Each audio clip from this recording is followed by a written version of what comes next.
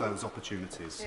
My friend is correct in every respect. That additional £1.5 billion of investment implies very significant space R&D and the jobs and the skills and the expertise that goes with it.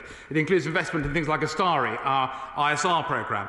It also includes innovation spend as part of the £1.5 billion package on programmes such as Minerva.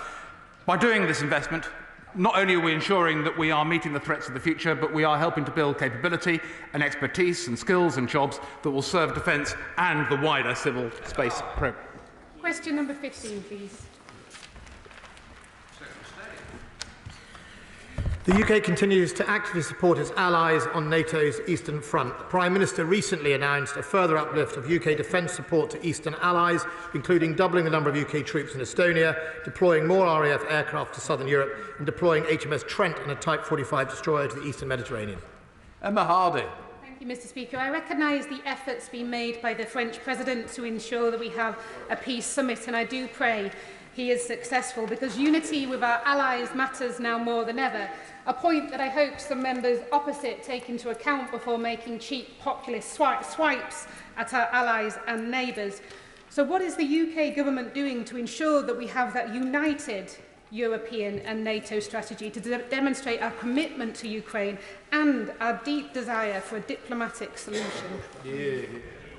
All of us, including the French President, are absolutely signed up to the NATO alliance. All 30 of us, and indeed it was NATO that responded to Russia's draft treaty that they offered in December, and we responded in January. That is the common position we are all bound to, and in that position we will not reward aggression, we will not compromise on NATO's open door policy, and we will stick together as an alliance to defend the sovereign rights of countries and their right to choose, irrespective of what they do to that choice.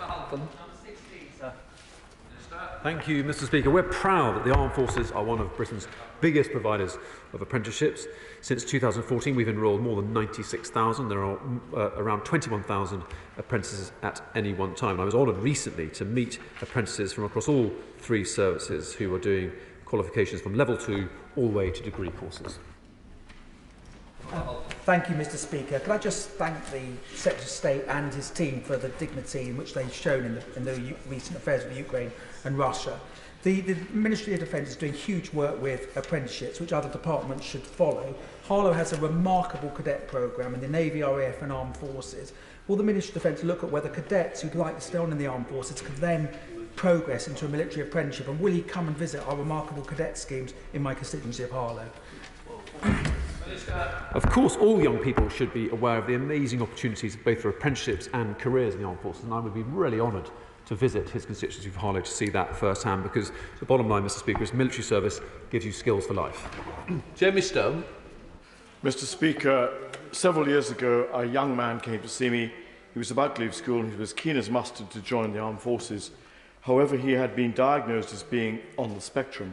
And although I wrote to the then Defence Minister, he fell at the first hurdle and could not make the career he wished to. Could I ask the front bench, is this possibility of recruiting people who are on the spectrum being considered? Because it might be fantastically useful in terms of the cyber threat that we most clearly face. Thank you, Mr. Speaker. He's absolutely right. We are actively considering recruiting people with neural diversity because of their capacity for working in the cyber sphere. So I'm very pleased he raised it, and I can confirm we're actively looking at that. Adam Holloway. Break into. Thank you, Mr. Speaker. The new Army Reserve under Future Soldier will improve recruitment and retention across the whole reserve force. And the bottom line is, Mr. Speaker, that we're doing that by improving the offer and giving young officers and reserve soldiers the opportunity to train and deploy with regulars globally and nationally. Adam Holloway. Thank you, Mr. Speaker. Does my right honourable friend accept that reserve officers join to have opportunities to deploy and train commanding informed units? Why does the Future Soldier narrative prioritise individual augmentation over deploying formed bodies for overseas roles short of all-out war?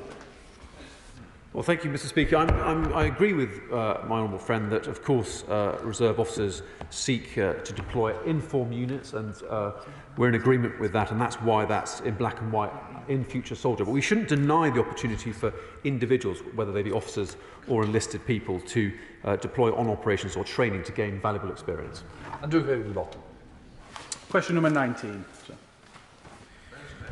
Mr. Speaker, as I confirmed at NATO Defence Ministers' meeting last week, I will double the number of UK troops stationed. Estonia will deploy the 2 Royal Navy ships to the Eastern Mediterranean, and an RAF fast jet deployment in southern Europe will be increased to squadron strength.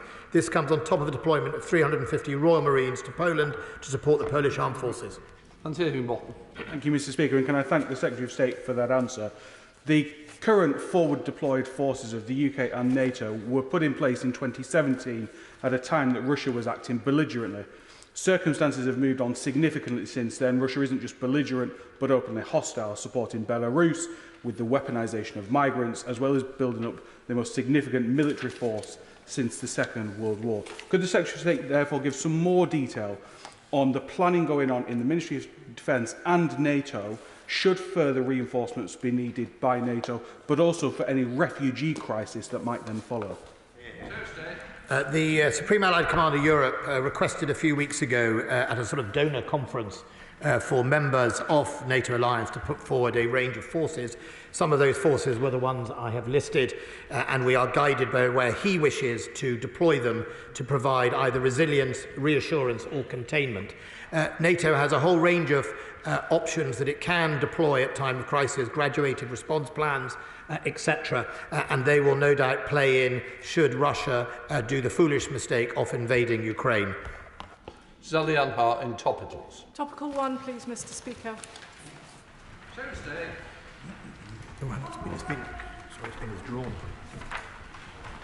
I don't have an open statement. Here we are. Mr. Speaker, despite current global events, the Ministry of Defence remains firmly on course to deliver the biggest modernisation of our armed forces. Today we have published the 2021 Defence Equipment Plan report, which sets out our plans to deliver against the priorities we outlined in the integrated review last year. Backed by over £24 billion spending increase over this 4-year spending period, this equipment plan sets out how military capability will evolve to meet emerging threats. Defence procurement will be at the cutting edge. This implies risk, but through the Defence and Security Industrial Strategy and our ambitious acquisition reform programme, we are determined to deliver for defence and taxpayer. Zalian Hart.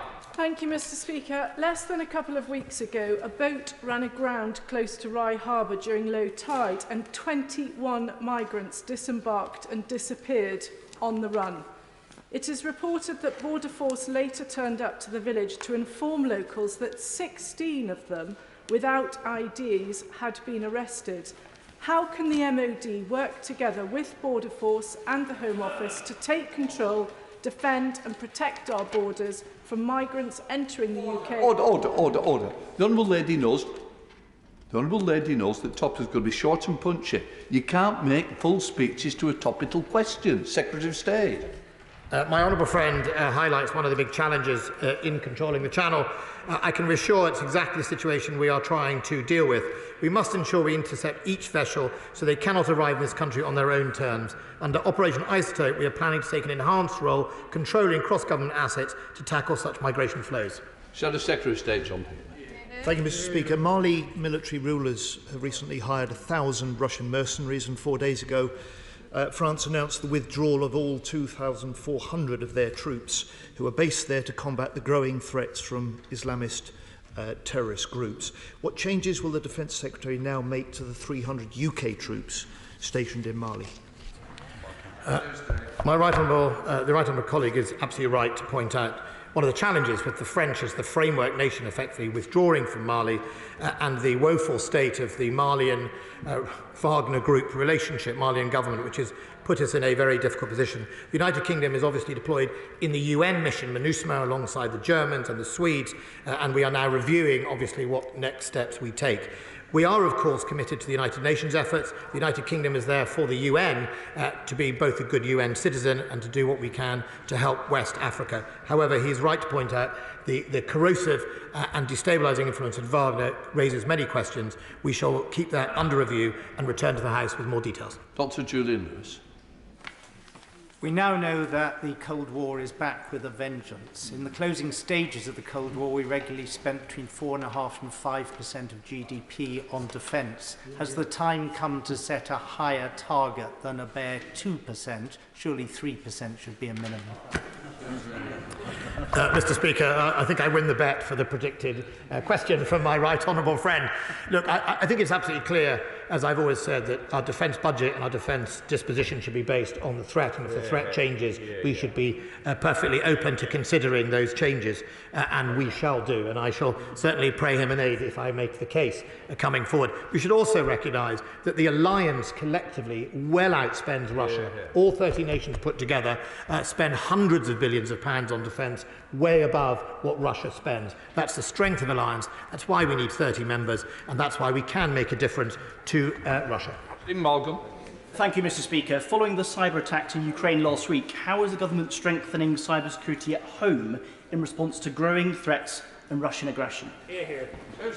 The National Cyber Security Strategy that effectively started under the last Labour Prime Minister Gordon Brown and has developed over the years with significant funding, I think 19 billion in the first 2010 government that established the National Cyber Security Centre alongside GCHQ, has made real step changes in improving our cyber security.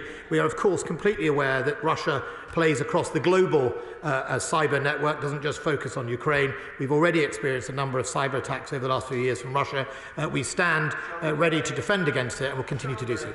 Thank you, Mr. Speaker. As the proud mum of a Royal Navy officer, I have an interest in defence matters. We in Cornwall are very proud of Spaceport Cornwall. Does my right honourable friend see it having a role as part of the defence space strategy? As my honourable friend's son will be well aware, the daughter. I do apologise. I'm so pleased. I'm even more pleased that the honourable friend's daughter graces the Royal Navy. She will know the increasing importance of space to all the armed forces, and I can assure her that we are actively looking at ambitions to support the wider government ambition to have private companies launch from the UK this year. Thank you, Mr. Speaker. Further to the question from the honourable member for Bracknell on the government's response to the immigration costs for armed forces personnel. It's good to hear that consultation response will be published, but can the Minister confirm that he's working to lower the proposed 12-year threshold so that the foreign and Commonwealth community can actually benefit? Can I say to the right honourable member, he doesn't have long to wait. He'll find out on Wednesday. Andrew Lowe. Thank you, Mr. Speaker. My constituent's father, as a former Afghan army officer in hiding, wasn't able to get an ARAP. Could I ask the Defence Minister to meet with me to discuss this further, please? Mr. Speaker, very happy to meet with my honourable friend, but as he and colleagues around the House will appreciate, and I know it's a disappointment to many, ARAP was never a mechanism for rank-and-file members of the Afghan National Army to come to the UK, but I'm happy to discuss the particular case he mentions. Andrew Gwynn. The UK is now the only atomic nation with no official recognition or compensation to nuclear test veterans and their families. Ahead of the 70th anniversary of the first British nuclear test later this year, will ministers now do the right thing and give these veterans the recognition they deserve? Look, I hear what the honourable gentleman says, and I absolutely recognise that we are now the only country to do so. The last internal review was in December. I've asked officials to go back and look at that again. Richard Drax. My right honourable friend said the amount we spend on defence depends on the threats that we face. Can I remind him that we can't just conjure up battalions, and can, like two honourable members from the other side of the House, please ask him to reverse this disastrous decision to reduce our army by 10,000. My honourable friend has often campaigned on the size of the army. All I would say to him is, first and foremost, we have to recognise that modernisation is an important aspect of making sure our armed forces are fit to fight. There's simply no point having mass in a hollow armed forces. For too long, we had that out of step. We either had lots of people and inadequate equipment, or we had expensive equipment and not enough people. This Defence Command paper put that in balance. That means it can deliver what it says on the tin, and it doesn't let those people down. Greg McCandle. Mr. Speaker, can I thank you, Mr. Speaker, for the tribute paid to our dear friend and colleague Christopher Stalford, whom we shall all miss terribly.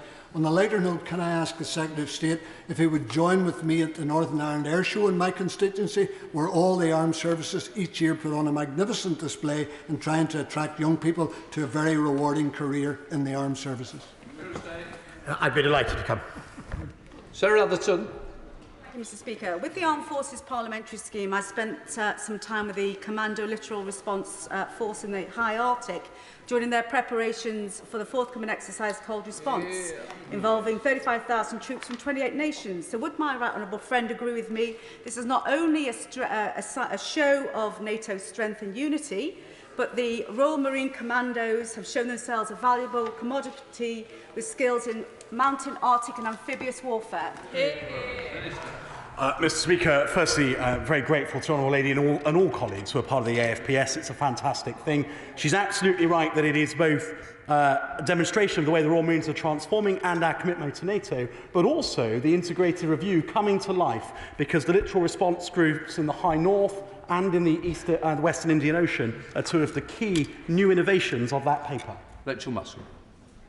Thank you, Mr. Speaker. The Ministry of Defence leases 37,500 homes from Annington Homes.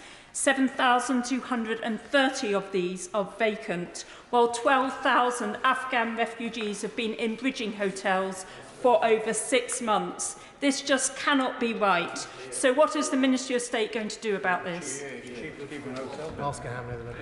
We've made 550 SFA units available, and and all the questions on this should be directed to local authorities. But we're doing everything we can to ensure that Afghan families get settled in the way they deserve.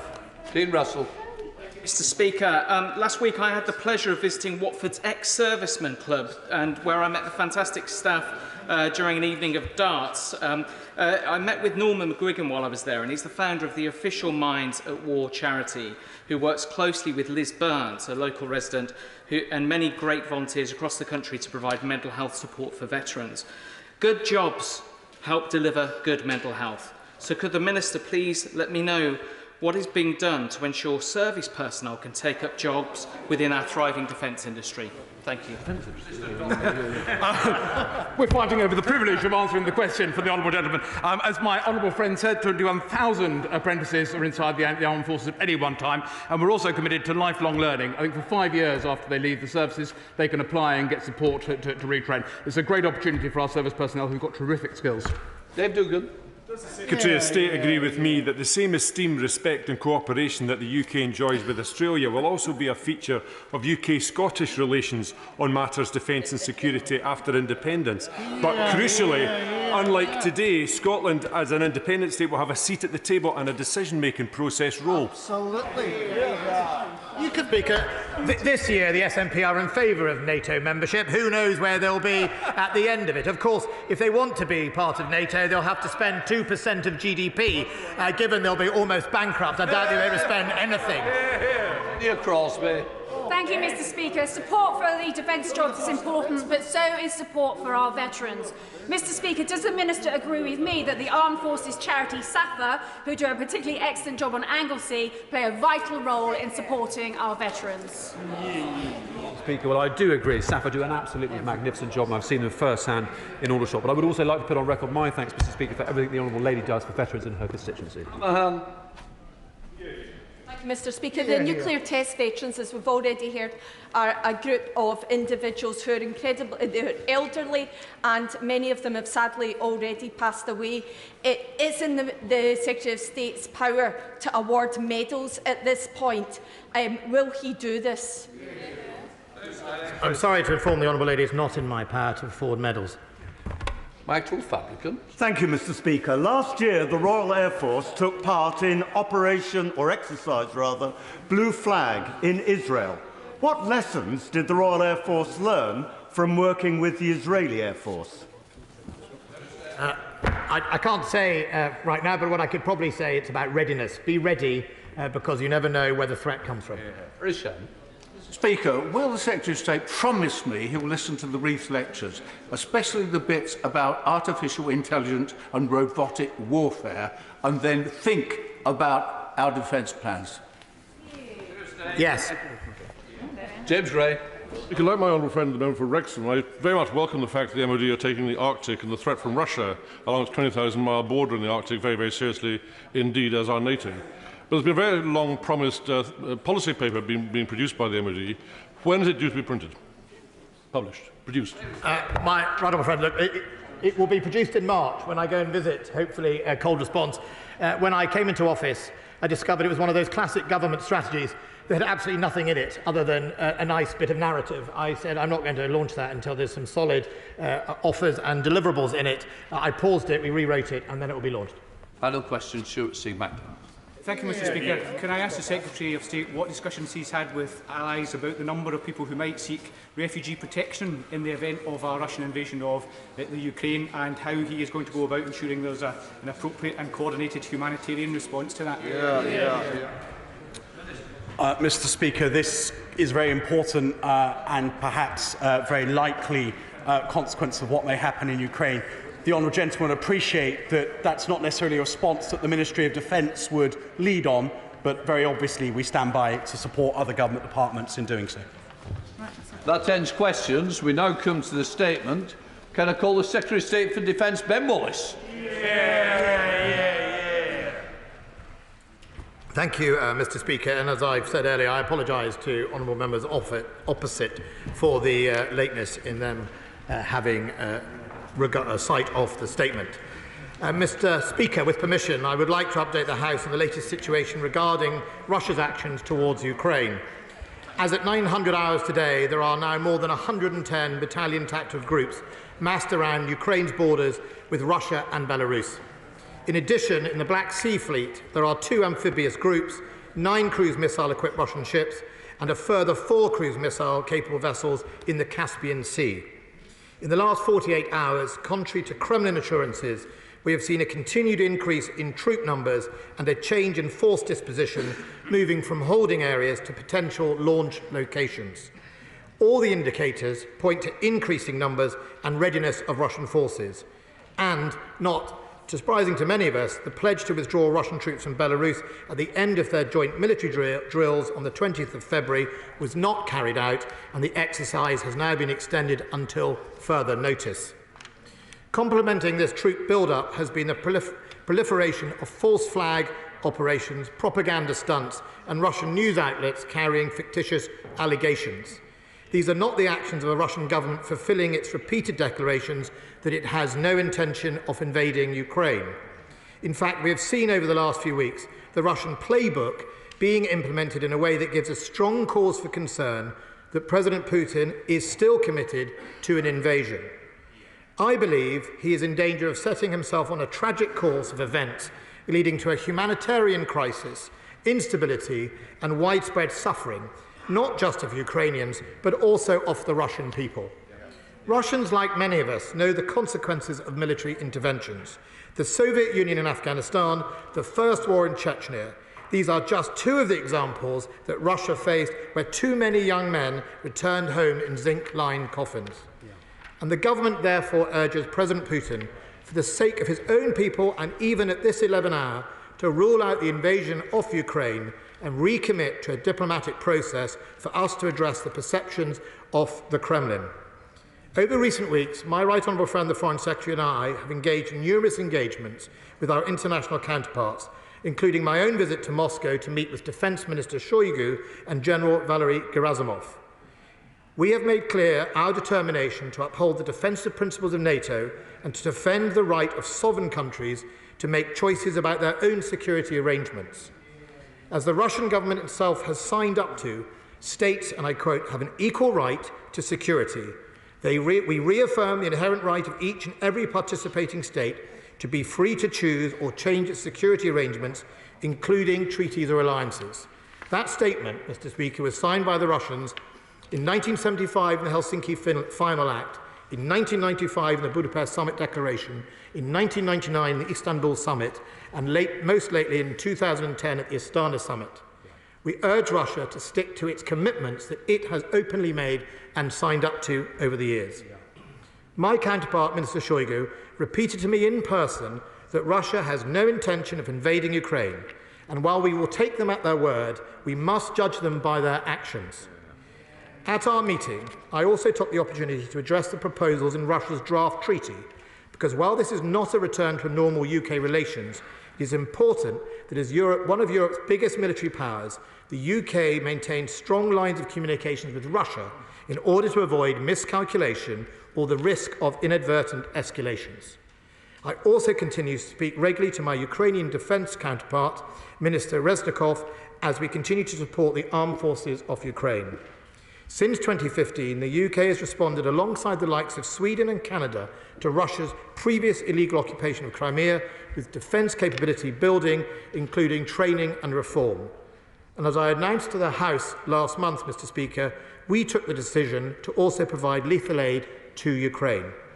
This now means that alongside the United States, Canada, Estonia, Latvia and Lithuania and the Netherlands, the United Kingdom has not just spoken but acted.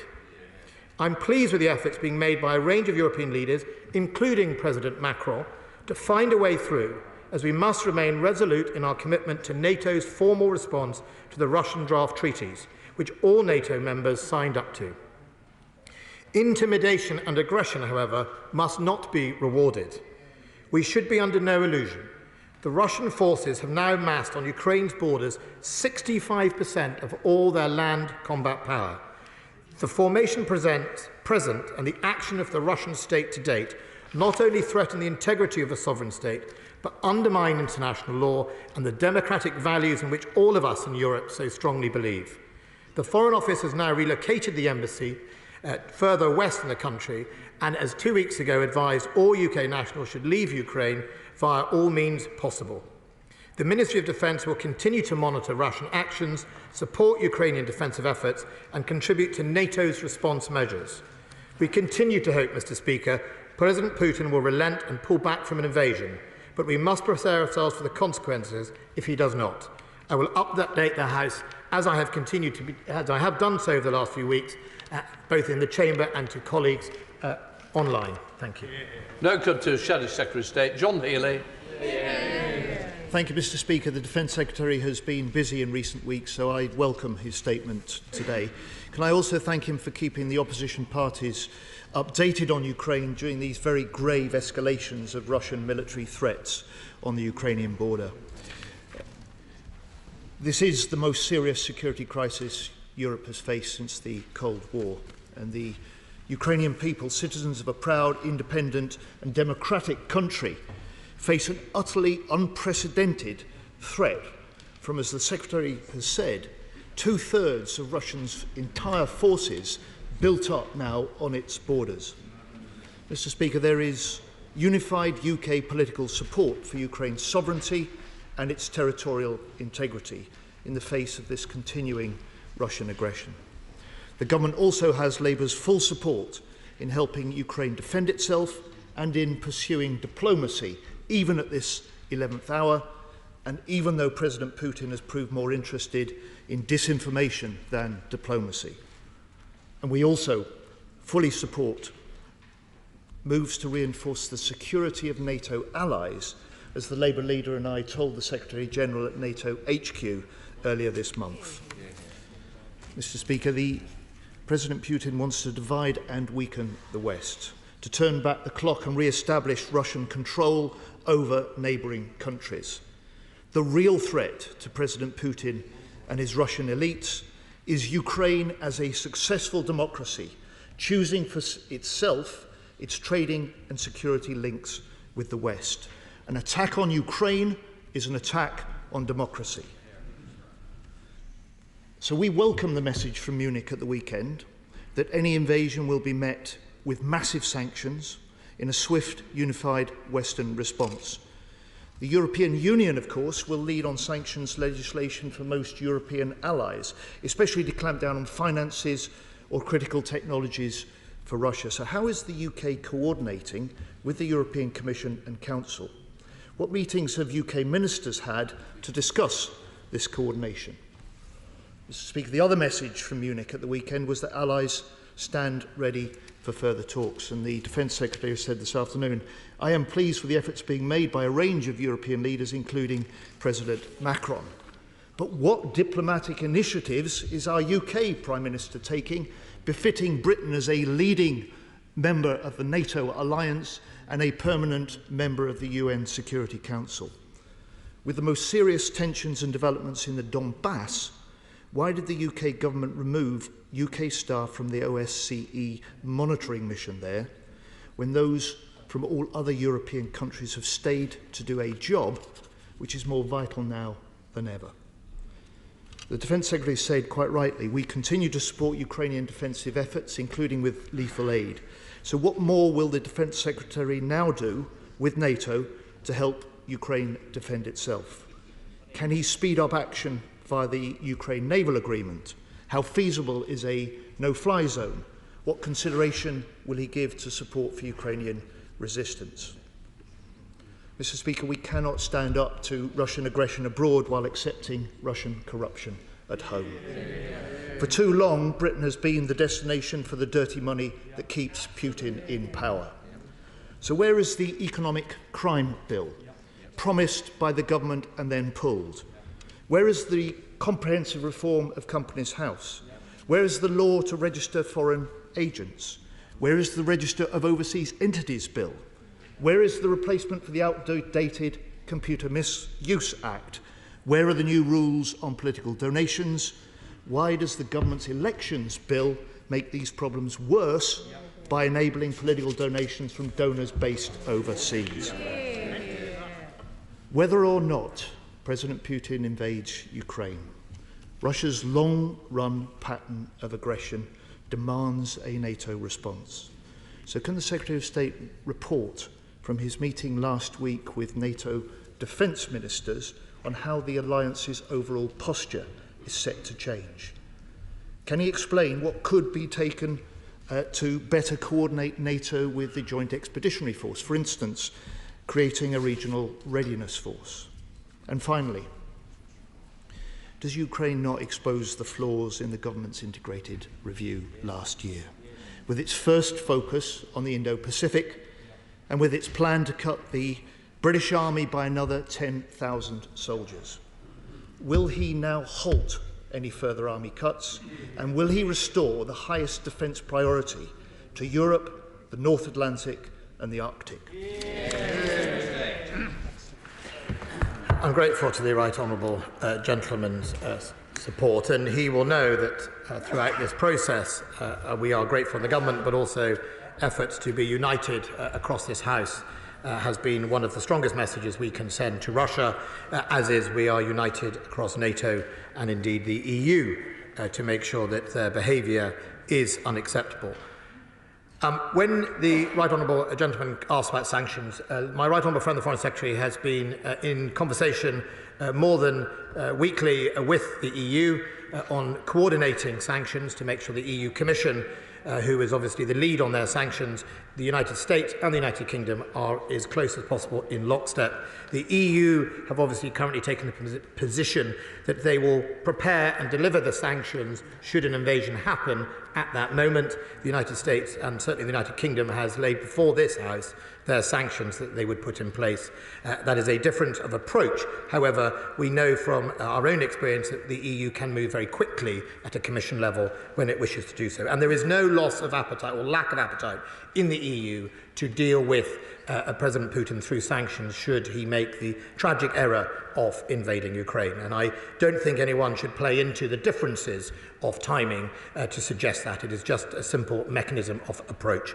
My Right Honourable friend, the Foreign Secretary, also through a group called the Quint++, that is the US, UK, Italy, France and Germany, plus NATO and the EU, are all working together on those type of responses, and they are regularly having discussions. On the issue of OSCE, I can get the exact, I will write to the right honourable gentleman about it, but I know that one individual has been in touch. He is obviously a UK citizen, and when the Foreign Office advice was issued, there are certain, obviously, advices to citizens of our country, and if you find yourself in any organisation, obviously that is our advice to them. However, other members of the OSCE have left, not all of them, but I will get him the full details as well. When it comes to the bigger questions of issues like aid, Ukrainian resistance and further support, he will know that it has been best pursued in a bilateral basis between countries or groupings of countries, such as through lethal aid. There's been much made of the fact that countries such as Germany and France have not done lethal aid to Ukraine. I simply reflect, as I did at NATO last week, that the strength of an alliance of 30 is we can all play to our strengths.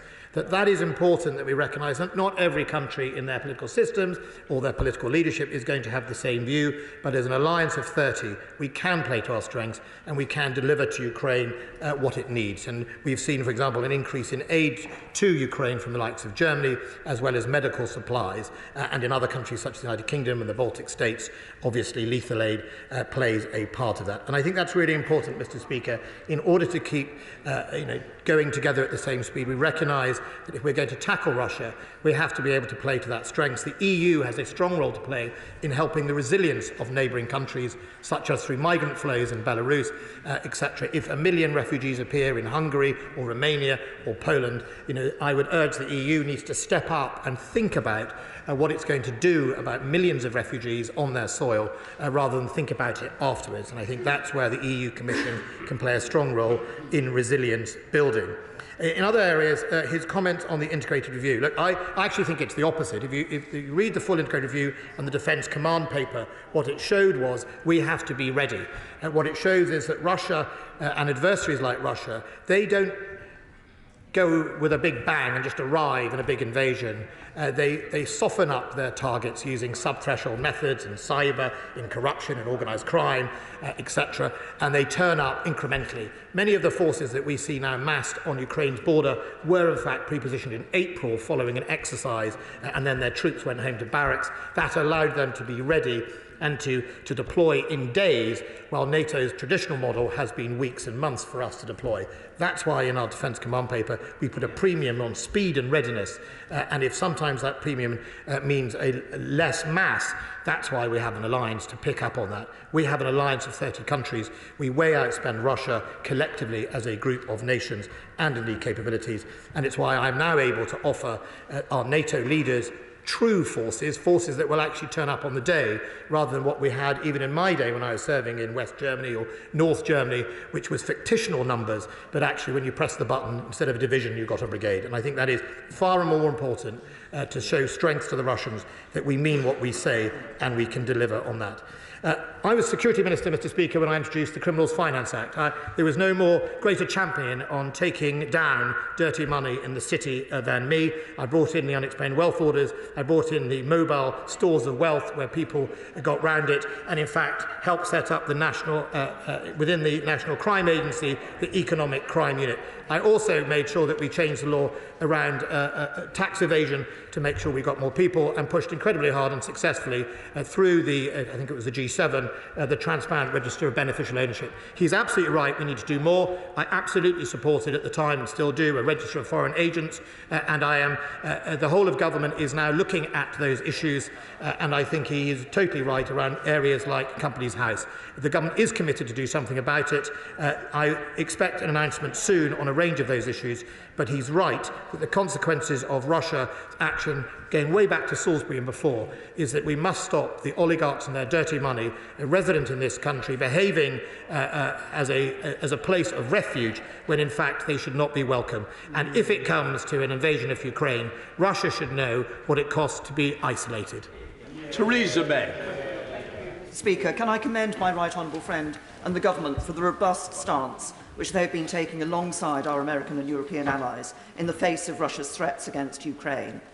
President Putin wants to weaken NATO and the Western alliance, but does my right honourable friend agree with me that any further action to invade Ukrainian territory by the Russians can only lead to a strengthening of the determination of the UK, NATO and the Western Alliance to defend the rights of sovereign states and to defend democracy.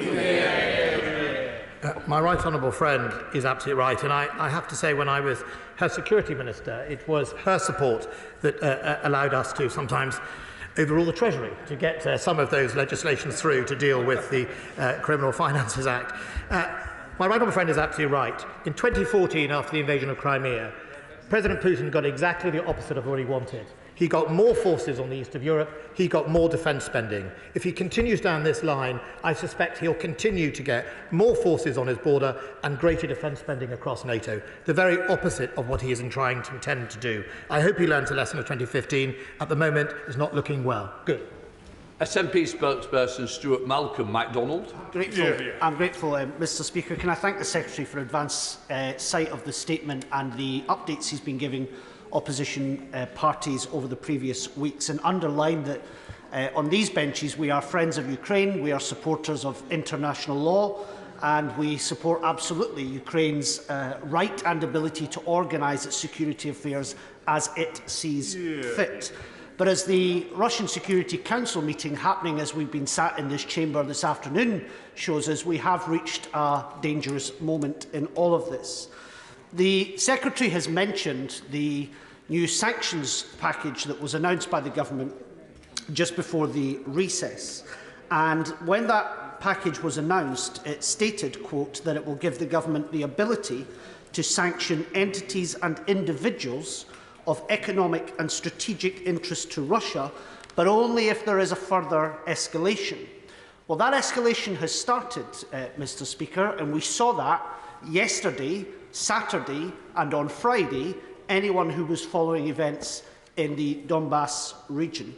So isn't it time to start sanctioning individuals and entities of strategic interest now, including those here in this country? And given the importance that disinformation and the entire architecture that the Russian government has to spread disinformation to the conflict it's perpetrating against Ukraine, shouldn't that start with some of those disinformation rackets here, the likes of RT, Sputnik and others, now? The honourable gentleman is absolutely right, and I think the new leader of ALBA may like to reflect on his celebrity status on some of those channels. I think what I would say to the honourable gentleman is the government already does have some considerable powers. The Magnitsky sanctions that have been used against a number of Russian individuals after Salisbury. In fact, some of the people I met in the Russian Ministry of Defence themselves were sanctioned under a range of those measures, and we do continue to deliver them. But on the wider response, the whole of government will produce a response to this House in due course. I understand his point about should we not do sanctions now rather than wait for it to happen. I think that the key here is that we have to be in a position to threaten to deliver sanctions against Russia if they do something. If we were to unilaterally deliver them now, and America wasn't and European Union wasn't, I think there is a danger that President Putin would play into a divide and rule narrative that he is trying to do. I think that there are plenty of measures we can take. We are planning some serious set of sanctions, and I think that the reality and the question to President Putin is, do you actually care what's going to happen to your people? Because it will be them that suffers most as a result of the sanctions, and it will be interesting, as a responsible leader, whether he will listen to that. The Select Committee, Tobias Selden. Thank you. Mr Speaker, could I welcome this statement? The penny was dropping at the Munich Security Conference that this is not just about Ukraine, but a wider realignment of global power, with the formation of a new Russia-China alliance that is fueling Putin's adventurism and indeed perhaps taking us towards another Cold War. The money laundering issues aside, which must go ahead, absolutely, could I ask the Secretary of State to look at the issues of sanctions? Because there is a concern we are actually helping Putin in his intention of turning Russia away from the West and towards a new alliance with China in the long-term future. If Russia wants to be dependent on China, then I think they will recognise that will be a wrong decision. China and Russia are directly in competition over the high north and the route through the Arctic, and Russia surely will not want to depend entirely on China in the same way many European states are regretting being entirely dependent on Russian gas. I think it's important, however, that we do a range of sanctions that not only are directed at the regime and the government of Russia, but also at some of their bankers or their people that help them carry on as normal. Ben Bradshaw. Thank you, Madam Deputy Speaker. I fully support what the Defence Secretary said and the response of the Shadow Defence Secretary. But as the architect of unexplained wealth orders, he must share the widespread frustration that not a single one has been issued under the current Prime Minister. Not a single Russian who was given a golden visa has been named. Why does he think we've been so slow at tackling dirty Russian money in London? Look, unexplained wealth orders are not a matter for politicians. They are a matter for the investigators, the National Crime Agency and economic crime. I can no more direct an unexplained wealth order than he can, although when I was Security Minister I was victim of a Russian fraud that tried to purport me having a conversation with the Russian Prosecutor General and directing them. So I am disappointed there are not as many as I had hoped. The legislation was taken through. They are a very powerful model. They have been used on some pretty unsavoury people, and I'm delighted they have been. But he is right. There are not enough to be used. We are quite unique in having them. There aren't many other countries, and we should do more. And I think we should understand why the NCA has not delivered as many as we had hoped. I think there are other tools to look at. I certainly welcome that long-term commitment on beneficial ownership. I think the Companies House legislation is something that we'll see soon. I remember being horrified to discover that pretty much even a sanctioned individual could open a company, because I don't even think in those days they were given an identity check. That has to stop. I know they've done some tightening up. It will take legislation, and I hope the whole House will support that.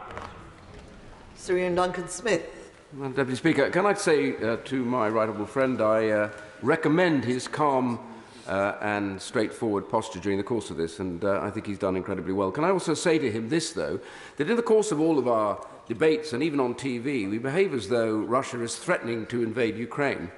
Russia has already invaded Ukraine. They took the Crimea, and they're right now furnishing the Donbass region with munitions to create even further trouble.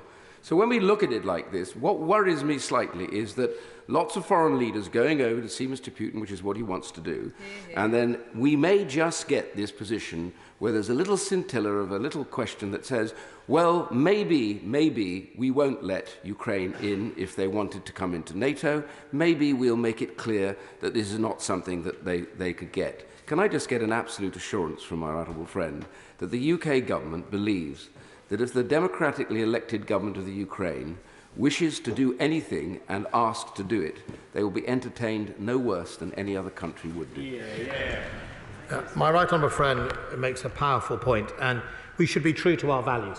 And the Prime Minister was very clear at Munich that the point he raises is absolutely the case.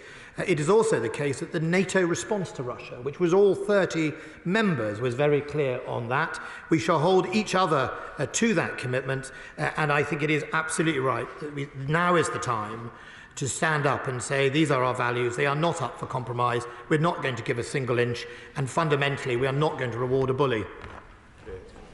Hilary Benn. Thank you very much indeed, Madam Deputy Speaker. The Secretary of State said a moment ago, he talked about sanctions on Russia if they do something. Can I just press him on this point? We don't yet know for sure whether full invasion will take place, but can he tell the House what the government's response would be if the action taken by Russia, say, took the form of a no-fly zone over Ukraine, or blockading of its ports, or repeated and significant cyber attacks on Ukrainian institutions and governments? In those circumstances, would the government respond with the full sanctions that it's obviously been discussing? I'm grateful to that, honourable member. First of all, let me make something clear. As he knows, there's lots of sanctions already in place after Crimea. So these are about additional sanctions on top of the raft of sanctions the government brought in after that illegal invasion and annexation of Crimea and indeed the Donbass. Look, I think he is absolutely right. Look, many of these aggressive moves, like a no-fly zone, in other words, the threatening of the integrity of that sovereign state, a blockade to free trade, would absolutely warrant a response ranging from sanctions and others. I think we would look at it at the time, but absolutely I agree with him. Be under no illusion, Russia should be under no illusion that threatening the integrity of a sovereign nation, whether that's in the air or on the sea, is exactly the same as threatening it on the land. Dr. Liam Fox. Following the first invasion in 2014, and in order to get round sanctions, Russia has had extensive import substitution and investment in European companies in critical infrastructure and energy, a policy of tolerance, if not appeasement, by European governments. Can I say to my right honourable friend, who I think has been an exemplary defence secretary through this crisis, that sanctions alone will not protect Ukraine from a subsequent Russian invasion. They need either substantial improvements in their defence capabilities or a security guarantee, or both. President Putin believes that Ukrainians and Russians are one people. There is no lack of clarity there, and ultimately he can only be deterred by the threatened use of force.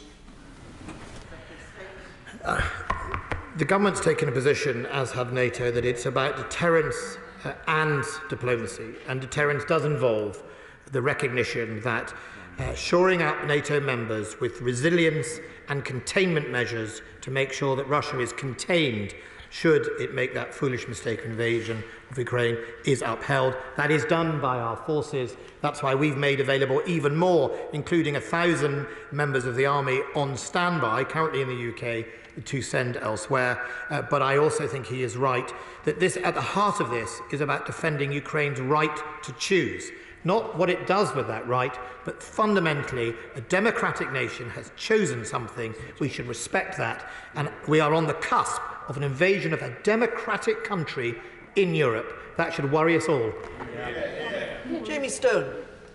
Thank you very much, Madam Deputy Speaker. And I'd like to thank the Secretary of State for an advance copy of the statement. Now, let's be clear about this. If Russia invades Ukraine, there will quite rightly be massive sanctions placed on Russia. And if that happens, we can expect a salvo of cyber attacks on the United Kingdom. So I seek two reassurances from the Secretary of State. Firstly, that we have the best possible defences against cyber attacks, but also what is good for the goose is good for the gander. If necessary, we can use cyber warfare to give as good as we get back to Russia. The Defence Command paper published last year set out plans to establish and grow to a significant size the National Cyber Force, which is the United Kingdom's offensive cyber capability to complement our defensive capability. That is a joint GCHQ and defence agency. It will be based in the northwest of England. It has already been established and starting to grow. I can't comment on the operations it will undertake. I'm a soldier. I was always taught the best part of defence is offence. Dr. Julian Lewis. Thank you, Madam Deputy Speaker.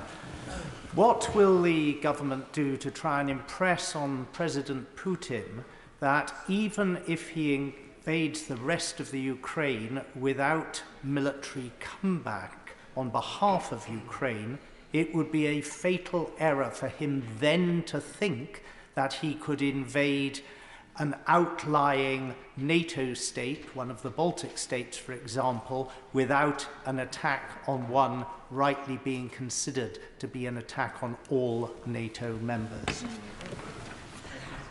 President Putin's public stated view is that, in fact, by potentially dealing with Ukraine or preventing Ukraine joining NATO, he is in fact saving us all from a future war, because he wrongly asserts that should Ukraine join NATO, Ukraine would then attack Crimea and the Donbass, and that would trigger a NATO. My right honourable friend is absolutely an expert on NATO. He knows that it's just a fantasy scenario, but potentially used as a justification.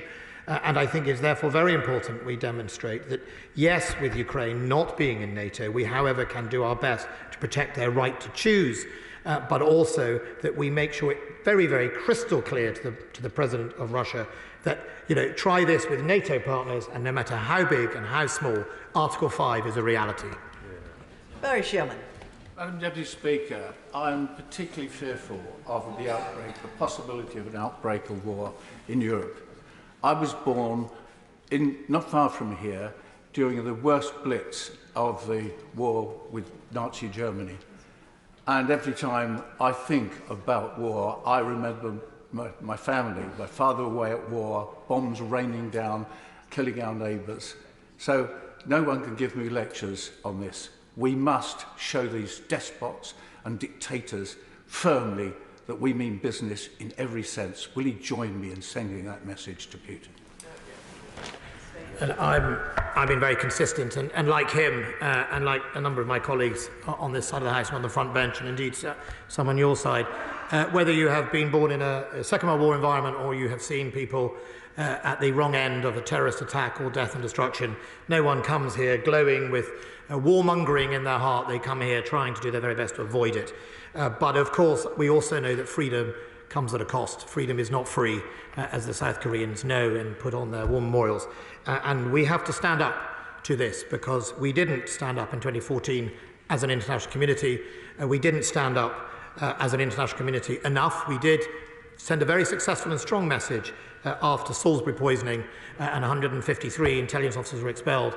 But, you know, the ripples of this being successful for President Putin will not end. They will go through us all, and we will all regret it in the long run. And sometimes that means taking a stand, and I think now's the time.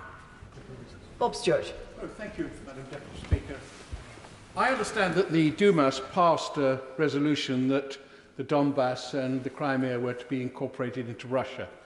This in some way gives Putin some sort of legality if he was to think of invading.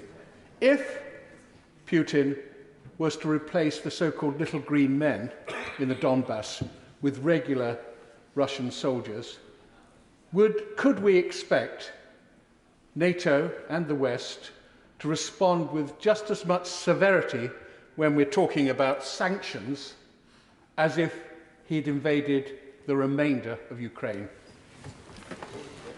Look, I think we have, as you say, put in a raft of sanctions already. I think Russian regulars have come and gone in Donbass already. They're already heavily based in Crimea to a significant number. They take it as their own. This latest Donbass, I think it's a resolution about the Donbass in the Duma, is of course worrying, and we should all recognise that this is effectively a motion over a sovereign state they have no legal international law authority over, and we should not recognise it. The Prime Minister has been very clear that 1 inch over the border on this incursion will lead to the sanctions. 1 boot, 1 tank, 1 vehicle, and we won't accept it as anything other than an invasion. It's not an interversion, it's not an incursion, it's an invasion, and we will stick to that line. Jeremy Corbyn. Thank you, Madam Deputy Speaker. At this incredibly dangerous time, I noticed that the Defence Secretary did not mention or say much about the Minsk agreement. Does he think this is a way that we can go back to further talks? And would he be prepared to countenance, if the Russians pull back, any reduction in the NATO presence on the border as well, in order to bring about a longer-term secure peace in the region? So, the Right Honourable Gentleman raised the point about Minsk. I was very clear on Minsk, both in my press conference in Moscow and indeed elsewhere. Both Russia and Ukraine signed Minsk. He will know that in those type of treaties, such as we found with the Good Friday Agreement, the treaty is one thing. Rolling up your sleeves and delivering the sequences in the right way is the big challenge. We all remember that from things like decommissioning in Northern Ireland. Easy to write a Good Friday Agreement, hard to deliver. Same for the Minsk Agreement. But we all recognise that the Minsk Agreement is one of the ways through. It should be. We should do our best to support it being implemented as a way out. On his other point about pulling back NATO, we didn't put 165,000 combat troops on the edge of a sovereign country and hold a gun to the head of a democratically elected government. We didn't do that. Russia did that. We have nothing to de-escalate from. Russia does. And I do hope the Right Honourable Gentleman might condemn the Stop the War coalition, who seems to always paint us as the aggressor. Maybe he'd like to go and ask the people of Ukraine what he actually thinks who the aggressor is. John Whittingdale. Can my right honourable friend say whether increased military activity has been detected in other Russian-controlled areas, such as Transnistria, as well as Crimea and Kaliningrad? And what assessment has he made of the possible threat, if not now, then in the future, against other former Soviet states which are outside of NATO, such as Moldova? It's been a long-running challenge, Russia's malign activity. We've packaged it up and called it malign activity, but we have seen it in the likes of Bosnia-Herzegovina, and we should not forget in all of this that Bosnia-Herzegovina is on a very fragile position at the moment. It is in an impoverished state. The minorities are already starting to agitate, and Russia's influence into some of the separatists could have the potential of sending us all back to the early 90s. Russia's malign activity does no good, and it not only challenges our European values, but it also challenges both the wealth of those states, and for no apparent reason, it seems, other than to just weaken people who think differently from them. Chris Bryant. Thank you, Madam Deputy Speaker. I fear things have moved on yet further today. Mr Medvedev has said two things which are very disturbing. First, that it will be perfectly possible to recognise the independence of Donetsk and Luhansk. And secondly, that, of course, there might be sanctions, but we'd be able to, or Russia will be able to wear it, because after all, after 2014, after the invasion of Crimea and after their military action in Georgia, they were able to wear whatever the West threw at them. Can he confirm that only a third of those areas that I've just referred to are presently held by separatists? So recognising or trying to enforce some independence for those areas would mean a very significant invasion of Ukrainian territory, including areas that are not presently held by separatists at all. Secondly, that Ukrainians, if anything, are more determined now than ever to face towards the West because of precisely what President Putin has been doing over these years. And whatever comes, if there is an invasion of any kind, any troops, as he's already said, the reaction is going to have to be a damn sight harder than it was in 2014, isn't it? Look, I think he's right on his last point. It absolutely has to be harder and unified and stick to it. I think often the calculation in Russia is we'll all get bored and 6 months later everything will go back to normal. On the sanctions point, Minister Shoigu said to my face that the sanctions can't harm them. They will just either go elsewhere or they're resilient. That is, unfortunately, the view in some of the leadership of the Russian government. I doubt it's the view of the Russian people that have to suffer the consequences of that. And I think we should also recognise the consequence for the wider world of this invasion. Yemen gets about 20% of its food from Ukrainian grain. Libya gets about 44% of its food from Ukrainian grain. What would happen to those countries with rising food prices, shortage of food, is a horrible consequence that we must do everything to avoid. This is a global problem. Ukraine matters. Our strength of resolve matters, because as he and I will know, there are other bigger countries looking at how much resolve we have to stand by our values. Alicia Cairns. I'd like to thank the government and civil society organisations for all they're doing to expose false flag and disinformation efforts from the Kremlin. But Putin has just finished his extraordinary meeting of the Security Council, where again overwhelming support has been given to recognise the independence of the so-called Donetsk and Luhansk People's Republics.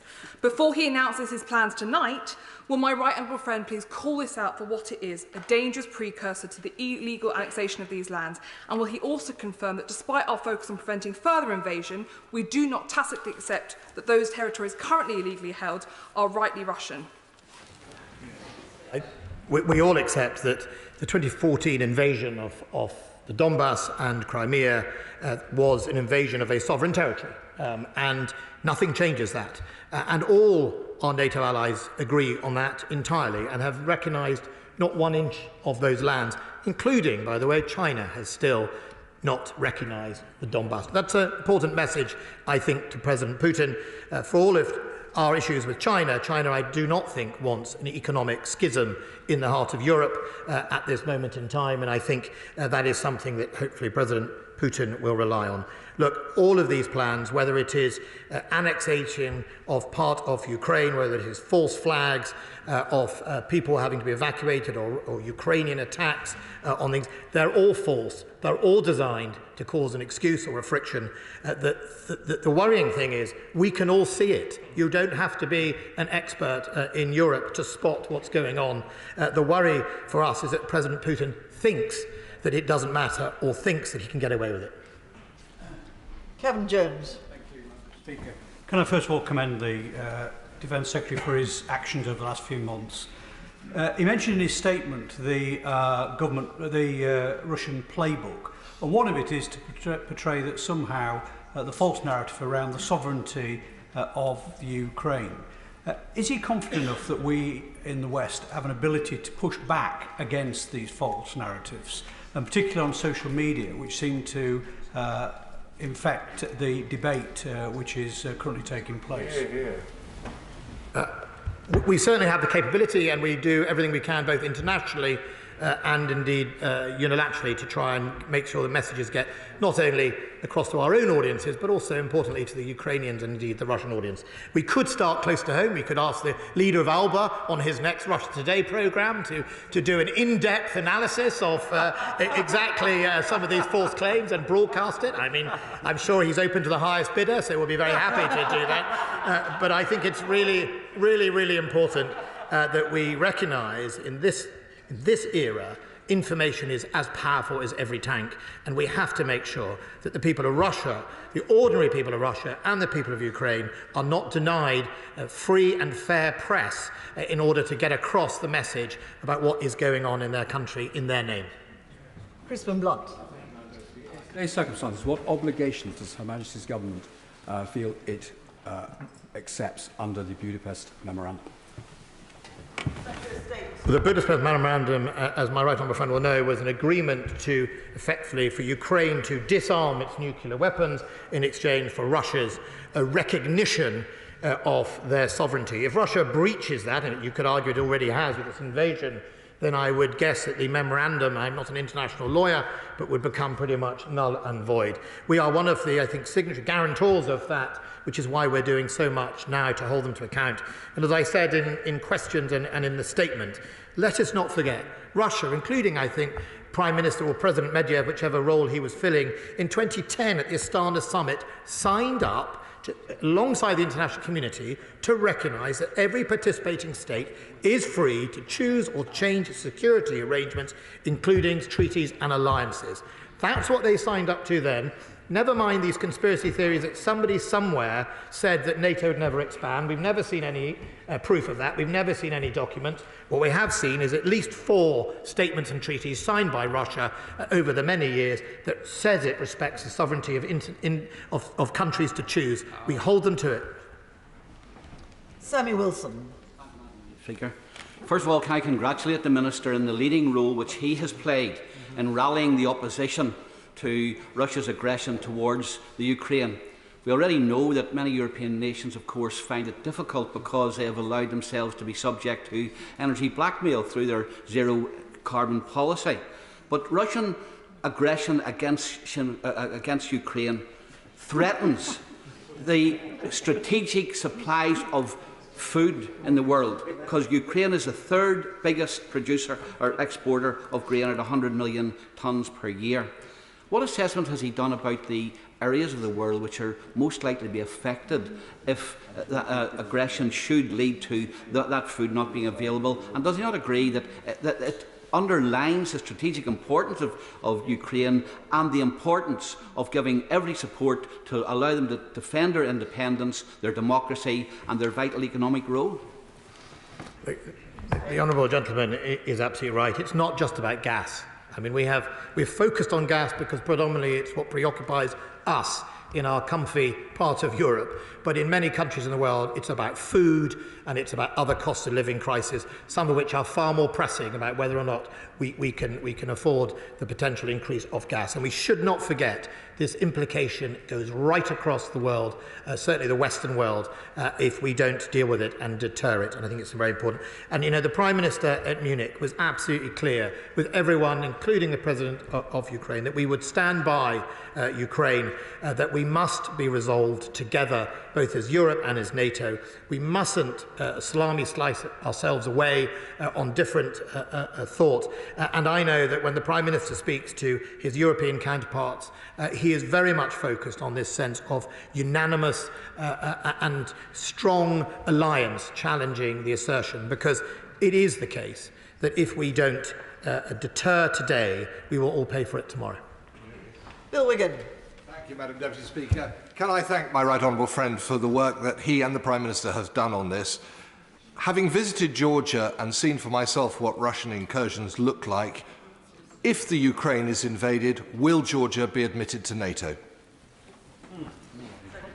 Well, look, again, it's for Georgia and its relationship with NATO and NATO collectively to recognise its decision and whether it does exceed. Fundamentally, as the Prime Minister has been clear as he knows, that it is about maintaining the open door policy of Ukraine, of sovereign states. And I said to the Russians very clearly, you know, NATO doesn't go around choosing people. People choose NATO. They choose our values, and that's how it's done. There is no secret plot to go around undermining or dividing Russia.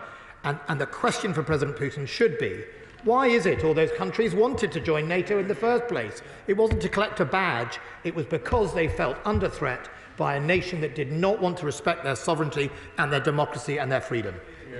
Joanna Cherry. Thank you very much, Madam Deputy Speaker. And can I thank the Secretary of State for his statement? The situation is clearly very grave, but he obviously has a pretty clear view of the situation on the ground. The wife of my constituent is stuck in Ukraine near the Russian border, and she can't complete a medical assessment or enrol biometrics to complete a spousal visa.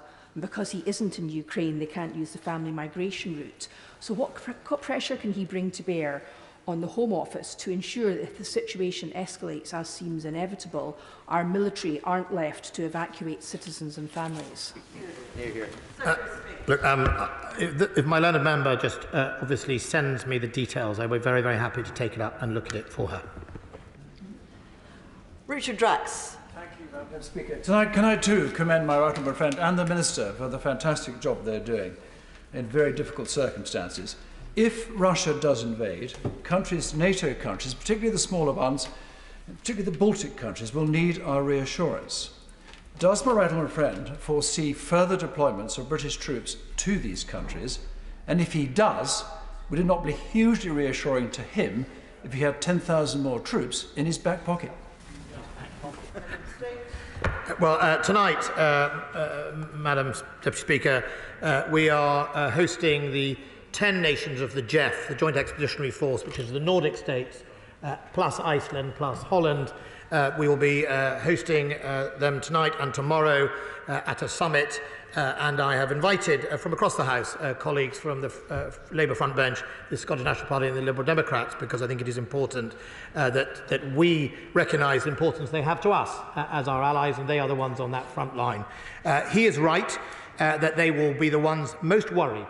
They are, some of them, territories that President Putin and his like have often felt are not territories. And if you, as I've referred to colleagues before, if you look at President Putin's essay of July last year, of course, that is one of the consequences, I fear, of President Putin being successful in Ukraine, is where do the ripples land next? We will need forces to do that. We've been managing to double up that into a brigade. The enhanced forward presence, which are 4 battle groups that currently exist, multinational, I suspect they will grow, will be open to more suggestions. Clive Efford. Thank you, Madam Deputy Speaker. We should be moving against Russian dirty money in the City of London, regardless of what happens in Ukraine. And I don't doubt the Secretary of State's determination to deal with that as he's expressed it today.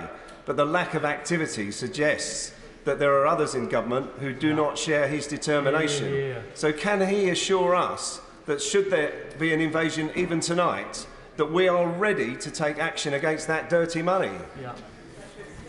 Look, it won't have missed anyone in this House that we are all vulnerable to not only dirty money, but to illicit lobbying or influence by foreign agents.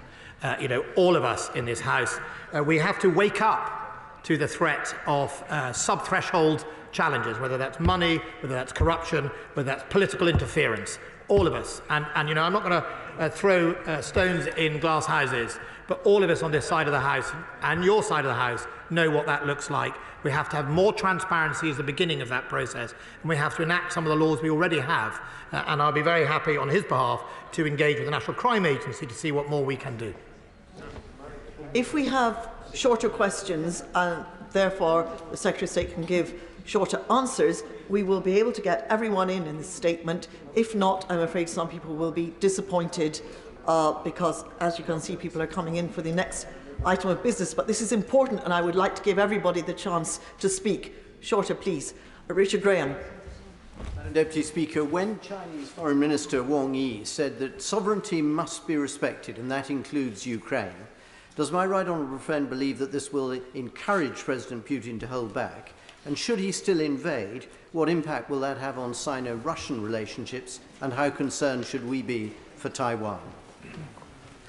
My right honourable friend said, answer that in 5 words. I think it's a very important message from China to Russia, and he should listen to it. But of course, the most important message is that we demonstrate resolve about protecting our values, because whatever we don't or do in this part of the world, China is watching. Caroline Lucas. Thank you, Madam Deputy Speaker. The Secretary of State is being slightly more gracious about the work of European leaders in trying to find a diplomatic solution. But just a week or so ago, he was saying that those efforts had a whiff of Munich about them. Does he want to apologise for that remark, which was not only crass, but it also undermines efforts to deliver Minsk II as the starting point for our best chance of avoiding war? And will he accept that if the government is serious about playing a constructive role, it should start by getting its own house in order, first of all by repaying the almost £2 million which his party has received in Russian donations since the Prime Minister took office, and will he finally end London's role in hiding the proceeds of Kremlin-connected corruption? The Honourable Lady, I'm sure the Honourable Lady understands what I meant when I said if President Putin invades Ukraine, there would be a whiff of Munich. Because, of course, Munich was 2 parts. It was the appeasement, but it was also the fact that all the way through Hitler lied and had a plan to aggressively invade large parts of Europe. And my point I was making was if he invaded, as I put in my own article, then we would be chasing a straw man when all along President Putin had a predetermined plan. So I suggest, before she makes those sort of allegations, that she goes back to the history books, understand what Munich was about, and then she'll understand what I was saying. Because what we do know here is that time and time again, President Putin has ignored international law, ignored human rights, invaded countries, murdered British people on these streets through his orders in the GRU, and all she can do here is come here, stand up and tell us that we're in the wrong. Maybe she should go to Moscow and tell it themselves. John Barron. Thank you, Madam Deputy Speaker. I know my right honourable friend will agree. That George war is preferable to war. But does he accept that given Russian ambitions regarding Ukraine and events elsewhere, including the South China Sea, that the time has come finally for the UK to accept that we need to substantially increase our defence spending on a sustainable long-term basis, because George war is far more effective if you've got a strong armed forces? The Prime Minister supported and delivered the biggest increase in defence spending since the Cold War. The £24 billion extra was to modernise our armed forces, as well as to make sure we were able to enter new domains where we are threatened by both Russia and other adversaries. That is the right track. We've always been consistent, as has the Prime Minister, which is fundamentally, if the threat changes, we should always be open to review. I think that's important. We should also recognise that we achieve our strength in the West through our alliances on our values and alliances on our defence spending. NATO is the best alliance for that. It is the keystone of European security. Our spending outstrips Russia, and our forces do as well. The only thing that is, we must make sure we continue is resolve. Resolve is what this crisis is about. We're resolved, the Prime Minister is resolved, the United Kingdom is resolved. We're going to stand up for our values against Putin's aggression. Dave Dugan.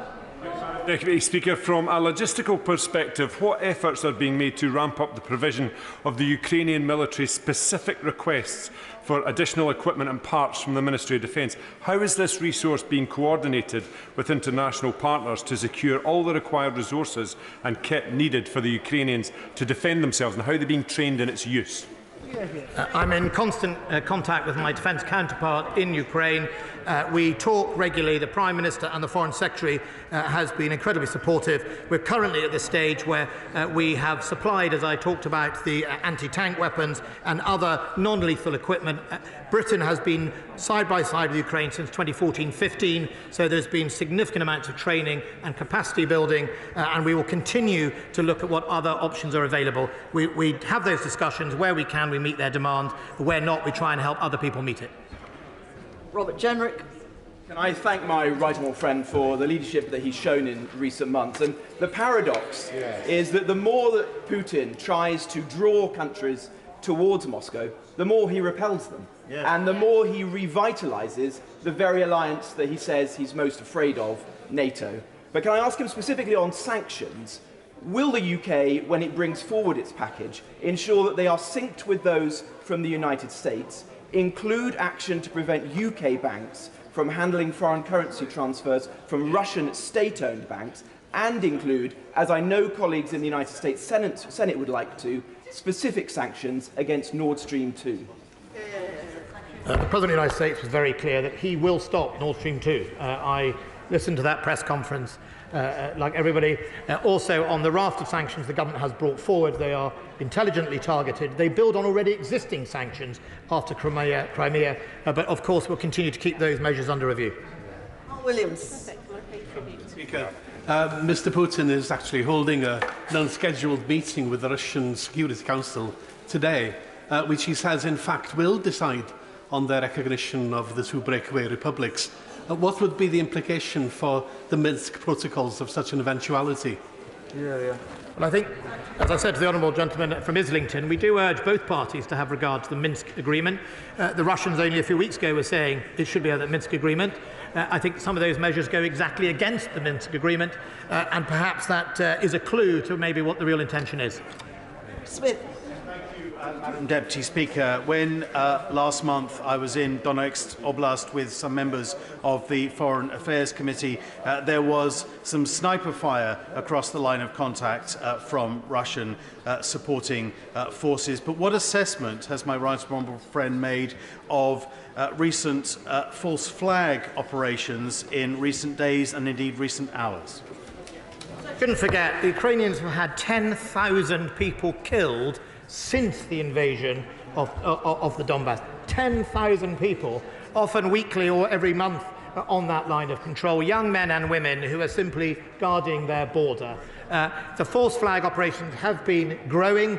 I think there is a worrying trend that what we've seen recently fits the bill or the playbook of what we can expect as the Russian government potentially seeks to destabilise and confuse the picture. We're not confused. We know what 160,000 troops mean, and so does the international community. Rachel Maskell. Thank you, Madam Deputy Speaker. Maintaining a diplomatic focus is absolutely crucial at this time, but could the government say what diplomatic focus they're bringing to Russian allies across the world? I haven't heard the Defence Secretary talk about that. Well, the marked difference between Russia is they don't have any allies. Belarus is their only ally. By your friends you shall be judged. Belarus is it. That's one of the problems for Russia. It fails to recognise that international alliances are a sign of both civilised society and human rights. If you want to be on your own and stuff everyone else, you end up like North Korea. We would try and use our allies. We are certainly trying people who have more influence than others, but fundamentally it's going to be in the mind of President Putin what he does next. Andrew Bridgen. Thank you, Madam Deputy Speaker. To what extent does my right honourable friend believe the undignified withdrawal from Afghanistan by ourselves and our allies has emboldened President Putin and contributed to setting in train events that are now unfolding on the Ukraine border? President Putin wrote his article last July before the Afghanistan withdrawal, so I think that is the biggest symbol of what his ambitions were. But it is absolutely the case that people who don't agree with our values sniff lack of resolve and take action. That's why we have to be resolved. Margaret Ferrier. Madam Deputy Speaker, what assessment has the government made of the threat against vulnerable minorities in the Ukraine, such as religious or ethnic minorities or members of the LGBTQ+ community? What discussions has the government had with international allies about preventing widespread human rights abuses in the event of an invasion? In the event of an invasion, it doesn't matter whether you're a minority or a majority. The Russian government's attitude to those people that disagree with them, either at home or in another country, is woeful and dangerous. Peter Byrne. Mr. Speaker, with the Russian military action in Transnistria, does the Secretary of State agree that Moldova is also at risk from the Russians, and has there been discussions with their government? Countries are at risk, often embolden President Putin, which is why one of the reasons we are where we are today is post-2014-2015. Maybe the West was not tough enough on that initial invasion. Moldova, many other countries, smaller countries in NATO, Bosnia-Herzegovina are all causes for concern. And we must therefore recognise that now is not the moment to take the eye off the ball of places far away of which we sometimes know nothing. Jim Shannon. Deputy Speaker, can I thank the Secretary of State for his answers to the questions. With the latest news regarding Russian Security Council meetings that invasion is imminent, will the Secretary of State underline what human aid support is available for the ordinary, decent people of Ukraine? What has been done to provide medical supplies for the civilian casualties, which will undoubtedly be high when civilian militias are giving young and old with no weapons training arms to try and save their country? First of all, I think we should have real admiration for the bravery of many of those people. And if you saw the President of Ukraine's speech at Ukraine, almost a desperate attempt to rally people to be more supportive. A number of countries, including Germany, for example, have supported with field hospitals and medical assistance. That is as important as lethal aid. We will do what we can, and I know many other nations are. Raymond Shisti. The stance and leadership the Secretary of State has taken with regards to preserving our international rules-based system. With regards to a specific issue where there is a loophole where Russia gets its money from, under the IMF's SDR, special drawing rights, $650 billion last year were allocated to states around the world, and Russia got $17.5 billion. I and my US counterpart, Congressman Hill from Little Rock, wrote to our respective governments asking them to put conditions to IMF SDR allocations. Will the Secretary of State now re-look at that issue so that we can look at all loopholes along with firm sanctions? My honourable friend, the Chief Secretary of the Treasury, is here, will have heard that question. I will be delighted to refer it to the Treasury. Mr. Speaker, Russia's already clearly mounting an absolutely massive disinformation campaign, especially through social media. Does my right honourable friend agree that it's vital that we and our allies communicate very clearly to Russians, Ukrainians and our own domestic audience that our and NATO's actions are very simple? They're about Ukraine's right to self-determination and sovereignty and essential to maintaining peace in Europe. It's absolutely about the right to choose. And don't just take it from me, take it from the President of Finland, who made an outstanding speech in New Year's Day about that right. Jameson. Mr. Speaker, thank you. History's proven that conflict between near peer or peer adversaries gets very ugly. While I accept that NATO's potential for direct intervention is limited due to Article 5, what planning has been conducted for a possible cross-border refugee and humanitarian catastrophe? It's incredibly important that NATO seeks to use the extra troops to provide both resilience, reassurance and containment. One of the reasons we have up to 400 Royal Marines in Poland is to assist Poland should a catastrophe happen and huge amounts of refugees pour across the border. I would urge the European Commission to make deep plans about what it's going to do with potentially massive migrant flows in a light of scale we have not seen since the Second World War. Before we come to the statement on COVID, I would like to point out that the British Sign Language interpretation of proceedings is available to watch on Parliament Live TV. We now come to the statement Prime Minister. Mr. Speaker, with permission, I'll make a statement on our strategy for living with COVID. And before I begin, I know the whole House will join me in sending our best wishes to Her Majesty the Queen for a full and swift recovery. It is a reminder that this virus has not gone away. But because of the efforts we've made as a country over the past 2 years, we can now deal with it in a very different way, moving from government restrictions to personal responsibility. So we protect ourselves without losing our liberties, and maintaining our contingent capabilities so we can respond rapidly to any new variant. Mr. Speaker, the UK was the first country in the world to administer an approved vaccine, and the first European nation to protect half our population with at least one dose. And having made that decision to refocus our NHS this winter on the campaign to get boosted now, we were the first major European nation to boost half our population too. And it's because of the extraordinary success of this vaccination programme that we've been able to lift our restrictions earlier than other comparable countries, opening up last summer while others remained closed, and keeping things open this winter while others shut down again, making us one of the most open economies and societies in Europe, with the fastest growth anywhere in the G7 last year. And while the pandemic is not over, we have now passed the peak of the Omicron wave, with cases falling, hospitalisations in England now fewer than 10,000 and still falling, and the link between infection and severe disease substantially weakened. Over 71% of all adults are now boosted in England, including 93% of those aged 70 and over.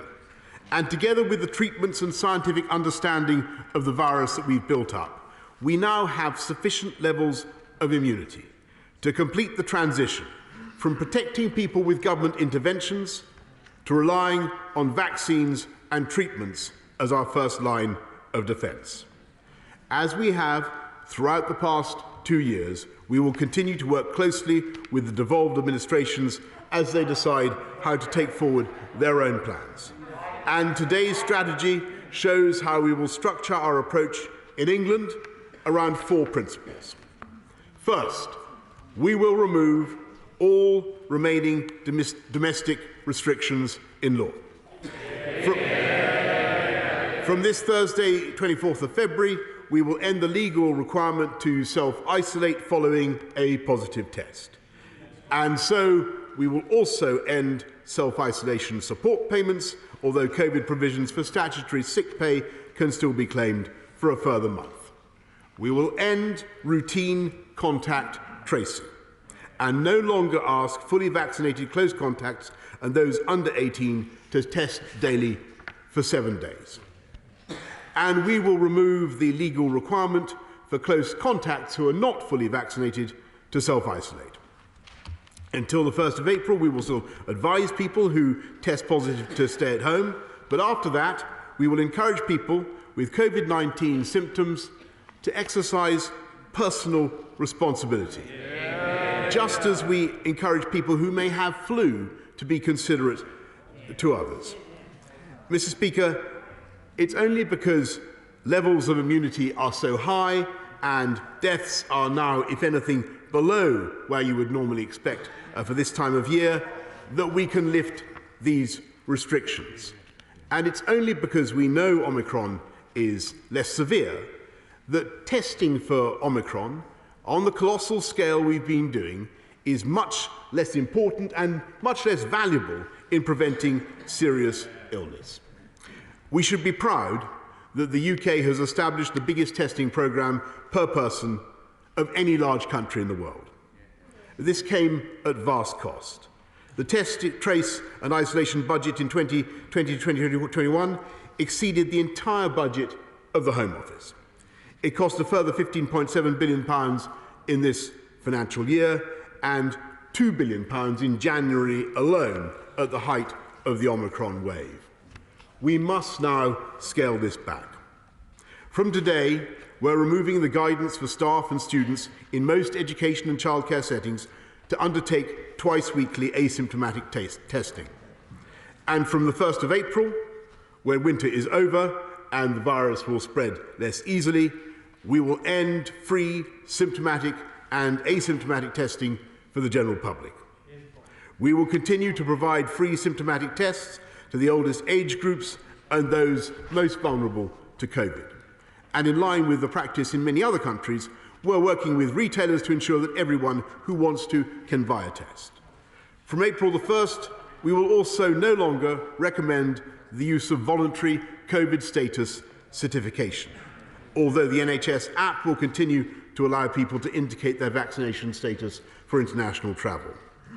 Mr. Speaker, the government will also expire all temporary provisions of the Coronavirus Act.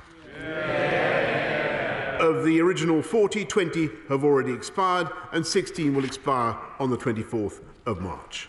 And the last 4, relating to innovations in public service, will expire 6 months later after we have made those improvements permanent via other means. Second, we will continue to protect the most vulnerable with targeted vaccines and treatments. The UK government has procured enough doses of vaccine to anticipate a wide range of possible JCVI recommendations.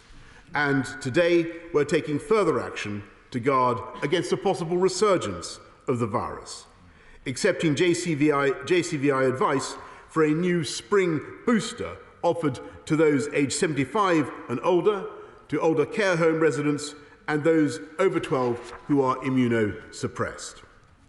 The UK is also leading the way on antivirals and therapeutics, with our antivirals task force securing a supply of almost 5 million, more per head than any other country in Europe.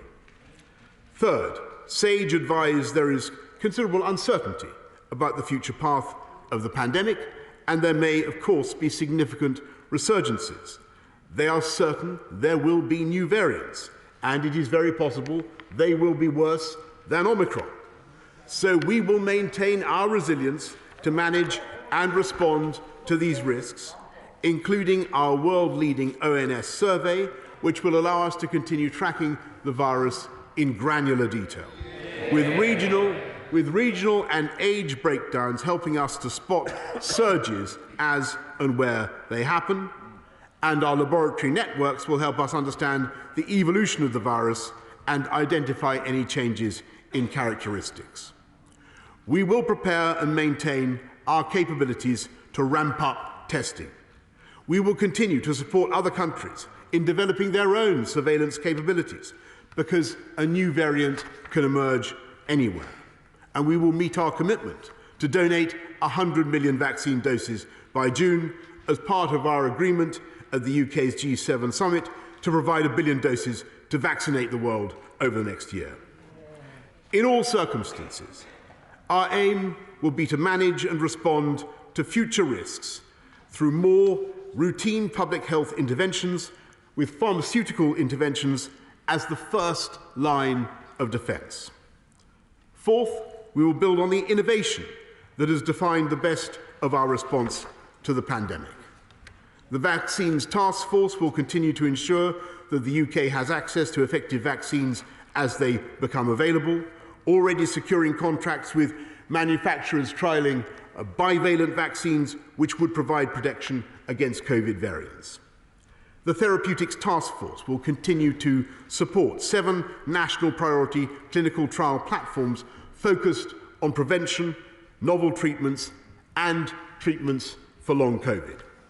We are refreshing our biosecurity strategy to protect the UK against natural zoonosis and accidental laboratory leaks, as well as the potential for biological threats emanating from state and non-state actors. And building on the 5-point plan I set out at the UN and the agreements reached at the UK's G7 last year, we are working with our international partners on future pandemic preparedness, including through a new pandemic treaty, an effective early warning system or global pandemic radar, and a mission to make safe and effective diagnostics, therapeutics and vaccines available within the first 100 days of a future pandemic threat being identified. and we will be hosting a global pandemic preparedness summit next month. Mr. Speaker, COVID will not suddenly disappear. So those who would wait for a total end to this war before lifting the remaining regulations would be restricting the liberties of the British people for a long time to come. This government does not believe that that is right or necessary.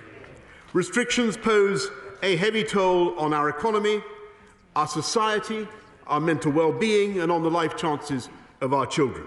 And we do not need to pay that cost any longer. We have a population that is protected by the biggest vaccination programme in our history. We have the antivirals, the treatments, and the scientific understanding of this virus.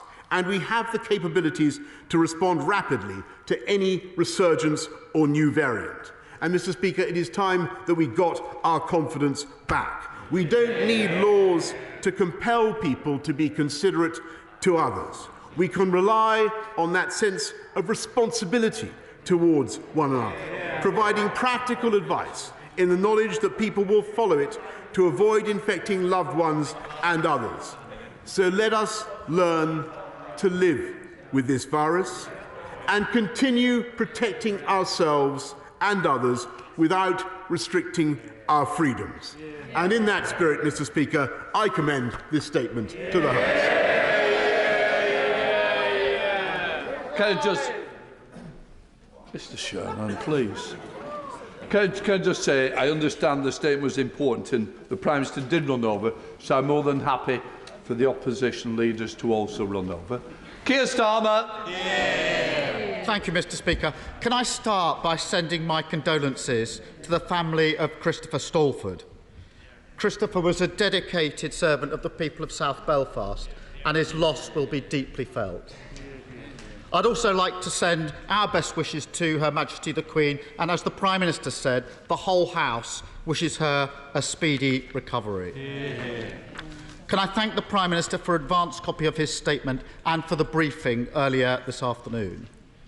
Mr. Speaker, huge efforts have been made over the last 2 years, and we would not be where we are today without the heroism of our NHS and key workers, those who pioneered and rolled out the vaccines, and the sacrifices that people made every day to follow the rules and protect our public health. We must honour the collective sacrifices of the British people and do everything possible to prevent a return to the loss and lockdowns we've seen over the last 2 years. The Prime Minister promised to present a plan for living with COVID. But all we've got today is yet more chaos and disarray. Not enough to prepare us for the new variants which may yet develop. An approach which seems to think that living with COVID means simply ignoring it. This morning he couldn't even persuade his own Health Secretary to agree the plan. So what confidence can the public have that this is the right approach? Mr. Speaker, let me be clear. The Labour Party does not want to see restrictions in place for a moment longer than necessary. But, Mr. Speaker, we have to take the public with us, and that requires clarity. Order. If you can't show the respect that I expect the Prime Minister to be heard inside, I expect the Leader of the Opposition. If you don't wish to be in here, there's plenty of room outside this chamber. I suggest you start using it, and I'll be helping you on your way. So let's have silence. Keir Starmer. Mr. Speaker, we have to take the public with us, and that requires clarity about why decisions are being made. So will the Prime Minister publish the scientific evidence behind his decision to remove the legal requirement to self-isolate, including the impact on the clinically extremely vulnerable, for whom lockdown has never ended? Having come this far, I know the British people will continue to act responsibly. And they will do the right thing, testing and then isolating if positive. What I can't understand is why the Prime Minister is taking away the tools that will help them to do that. Free tests can't continue forever, but if you're 2-1 up with 10 minutes to go, you don't sub off one of your best defenders. The Prime Minister The Prime Minister is also removing self-isolation support payments that allow many people to isolate and weakening sick pay. These are decisions which will hit the lowest paid and the most insecure workers the hardest, including care workers who got us through the toughest parts of the pandemic. It's all very well advising workers to self-isolate, but that won't work unless all workers have the security of knowing that they can afford to do so. The Prime Minister mentioned surveillance and the ONS infection survey. This is crucial to ensuring that we can ramp up testing and vaccination if the virus returns. So can the Prime Minister confirm that he has put the funding in place to ensure that the ONS infection survey will not see reduced capacity and that it will be able to track the virus with the same degree of detail as it can today? We can't turn off Britain's radar before the war is won. Ignorance is bliss is not a responsible approach to a deadly virus. It actually risks undoing all the hard-won progress the British people have achieved over the last 2 years. Mr. Speaker, the Labour Party has published a comprehensive plan for living well with COVID. Our plan would see us learn the lessons of the past 2 years and prepared for new variants. His approach will leave us vulnerable. Where's the plan to secure the UK's supply of testing? Why are schools still not properly ventilated? As a nation, there is no doubt we need to move on from COVID. People need to know their liberties are returning and returning for good. But this is a half-baked announcement from a government paralysed by chaos and incompetence. It is not a plan to live well with COVID. Thank you. Prime Minister. Mr. Speaker, I really thought this was going to be the moment when he would end his run of making the wrong call on every single one of the big decisions. But, Mr. Speaker, time and time again, he's had the chance to back the government on the big decisions, and I'm afraid that he's got it wrong. And just turning to some of the points that he's made, the evidence for what we're doing today is amply there in the scientific evidence, in the figures for the rates of infections that I've outlined today, and in all the data that is freely available to members of the House. And they can see what's happening with infection rates, with mortality, with what Omicron is doing across the country, Mr. Speaker. He asks about the clinically extremely vulnerable, and that's, of course, an entirely reasonable question. But what we are going to do is make sure that they continue to be protected with priority access to therapeutics and, of course, to vaccines as well. He asks about testing, Mr. Speaker, which is absolutely satirical, because week after week, month after month, I've listened to the Labour Party, Mr. Speaker, complaining about NHS testing, denouncing the cost. Did you not hear them, Mr. Speaker? Denouncing the cost of NHS test and trace, and now they want to continue with it when, Mr. Speaker, we do not need to go on with it in the way that we are currently doing. So he asks about our ability to do tests, or our domestic ability to manufacture tests. It's as though he doesn't know, Mr. Speaker, that we have in this country now one of the biggest manufacturers of lateral flow tests in Europe. Mr. Speaker, this is a leader of the opposition who, as I say, has shown an absolutely ferocious grip of the wrong end of the stick. He never ceases to amaze. He was wrong on July the 19th. If you remember, totally wrong. He said we shouldn't open up on July the 19th. He said that the Labour Party, there he has said that we needed a roadmap back into lockdown, Mr. Speaker, during December. They wanted to stay. He voted several times. They wanted to stay in the European Medicines Agency, and contrary to his denials in this House, Mr. Speaker, he voted several times to do so. He's been consistently wrong on all the big calls. He was wrong then, he's wrong now. What we are doing, Mr. Speaker, is moving forward in a balanced, sensible and proportionate way. Moving forward away from legal compulsion in a way that I think the British people understand, and trusting in them and trusting in their great sense of personal responsibility. Chair of the Select Committee, Jeremy. they haven't. Thank you, Mr. Speaker. I support today's announcement, which is a tribute to British science and to the government's leadership in the vaccine programme. Does the Prime Minister agree, when it comes to future pandemics, that the real danger zone are those early months when we don't have a vaccine against a new virus? And in that context, it's not just whether the NHS can cope, but whether the NHS can cope without switching off other vital life-saving treatments. And if he agrees with that, that it is not just enough to say that we have more doctors and nurses than we had before, but that we also need to make sure we have enough doctors for the future. And if he has plans for that, would he please tell the House how he will make sure that we are actually training enough? I thank my right honourable friend very much. And he's returning to a theme. He's returning to a theme that he's mentioned several times.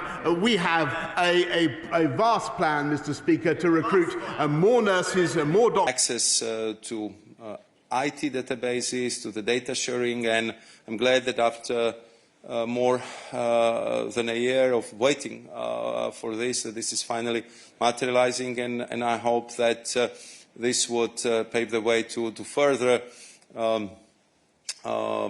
discussions on how can we resolve quite some of the outstanding issues. We've been discussing the trusted trader scheme again. We proposed also lots of proposals how to move forward in that direction.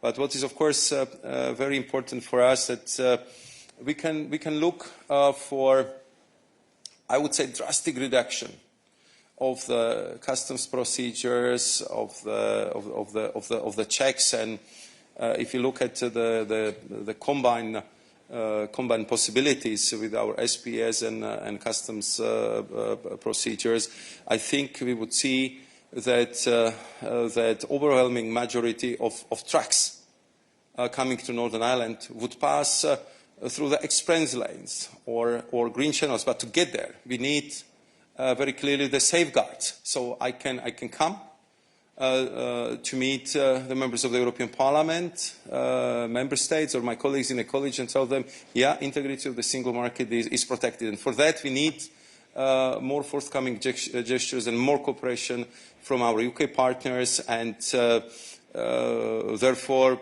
we agreed with the Foreign Secretary that we would keep our eyes on the ball to find these durable solutions, and therefore we are going to continue our work in that direction. Thank you very much. Joe, over to you next.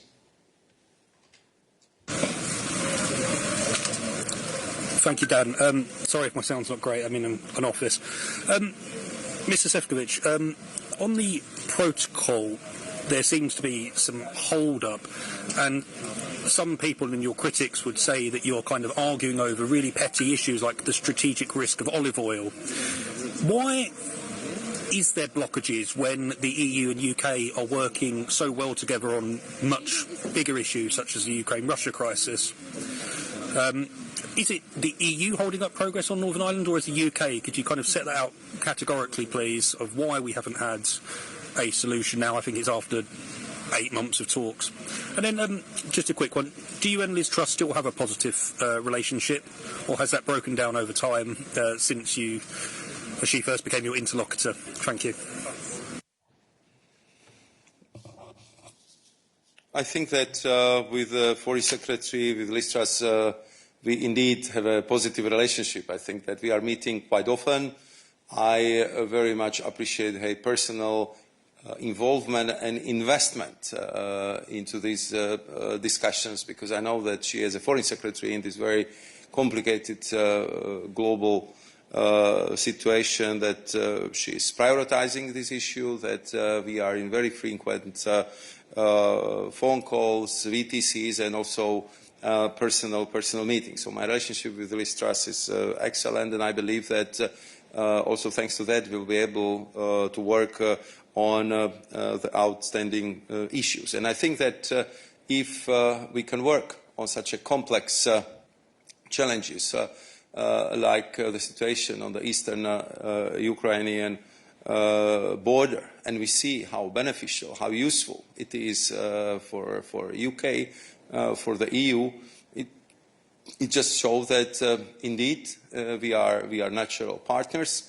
We are strategic allies, and of course we shouldn't forget that we are major commercial and trade partners, and therefore, if it comes to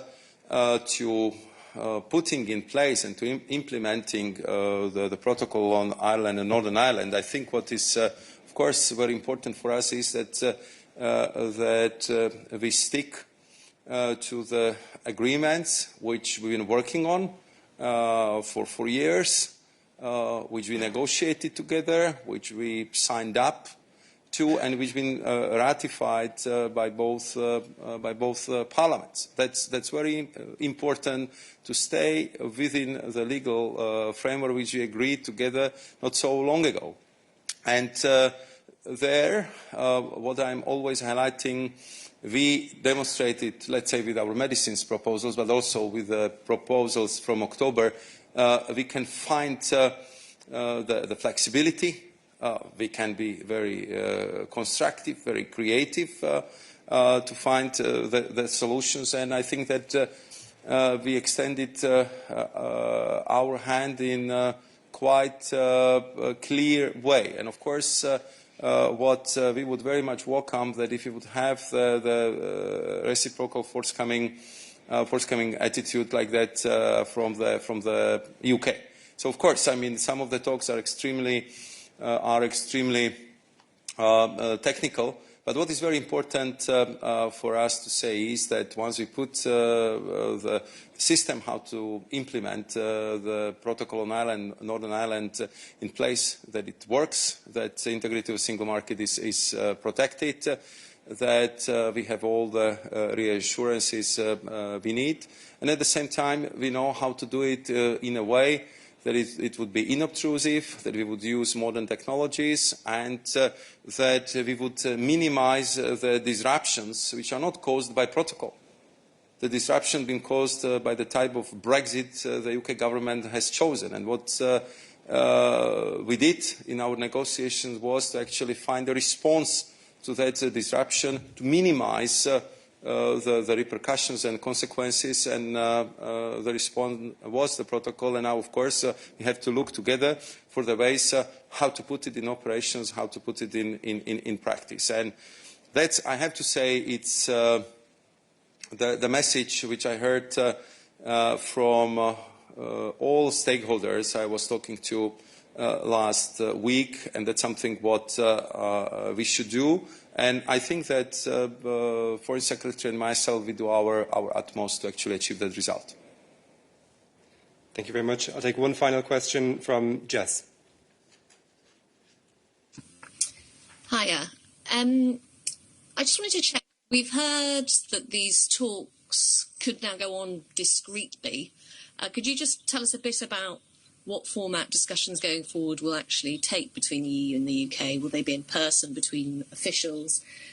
And also just on deadlines, I know you don't like to talk about deadlines, but there were sort of talks around soft deadlines, end of December, end of February. But are we actually now realistically in a world where there isn't a deadline and this could go on for months, if not years?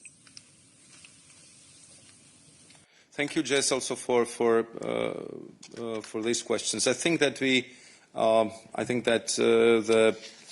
best description of the spirit with which we both are approaching the continuous discussions on all these very important topics is well reflected in our joint statement. I mean, that's very clear that with the Foreign Secretary we will stay in touch, that our teams will redouble their efforts. We are looking what are the best formats, best schedules, best timing, best grouping of the topics, so we can actually achieve the progress required in this discussion. What would be the best sequencing of putting them on the table, and with the Foreign Secretary, we talk at least once a week, I think, over the last period, and we are going to continue to do so.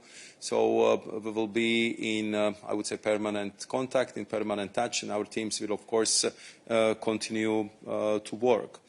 If it comes to deadlines, I think you know our position quite well. So we are not in the business in setting artificial deadlines. I mean, what we said was that we are ready to continue the talks until we see that they are conducive, they're productive, they could lead to the results, and this is our clear perception of the talks we have right now. They are pretty intense, as I said. I mean, we had more than 110 meetings over the last few months.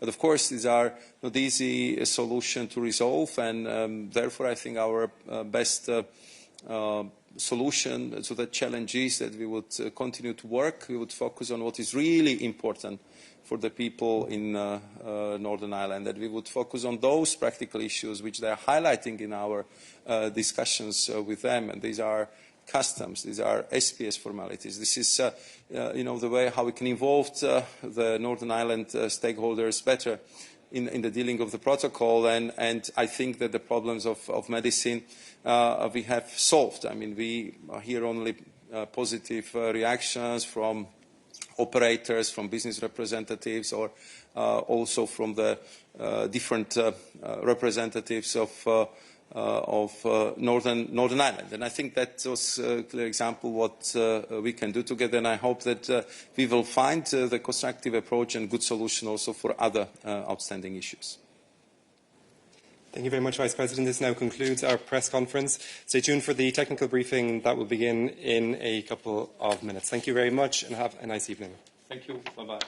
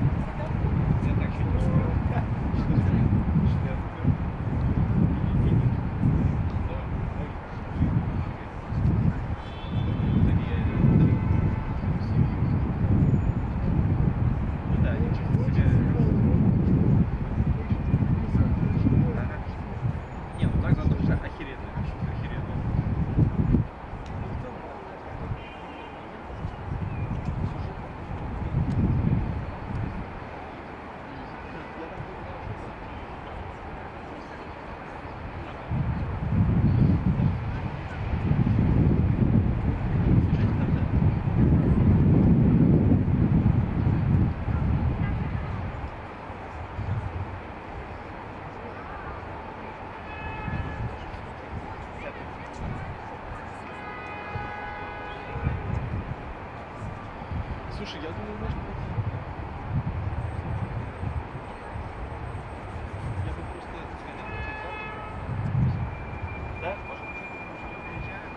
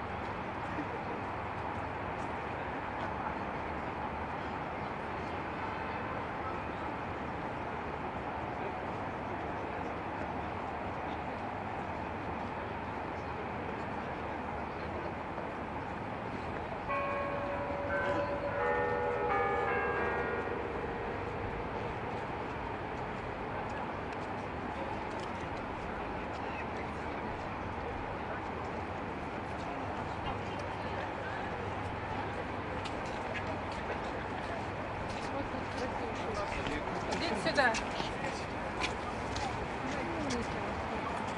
Ждешь походку, смотри, какой вид красивый.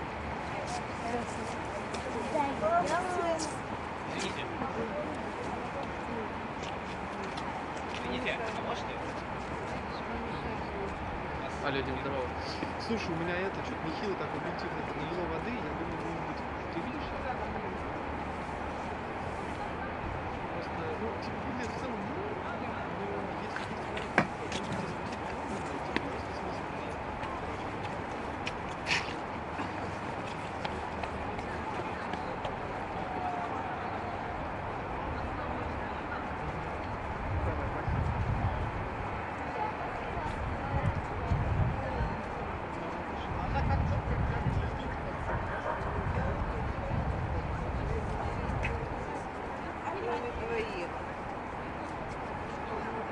Озвучку, да, иди.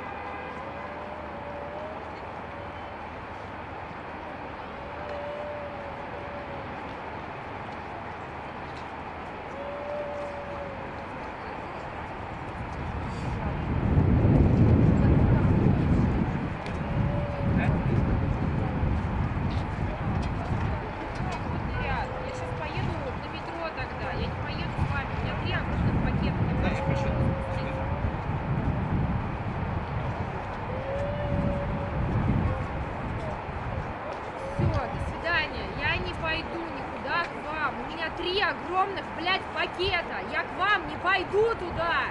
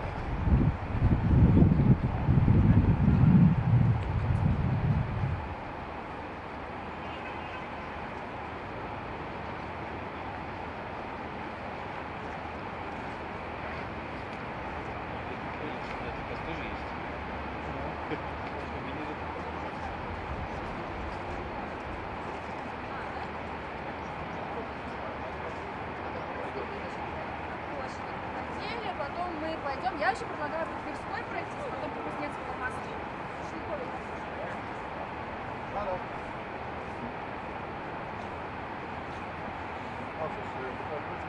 Też mi nie gotuje na pytanie, o której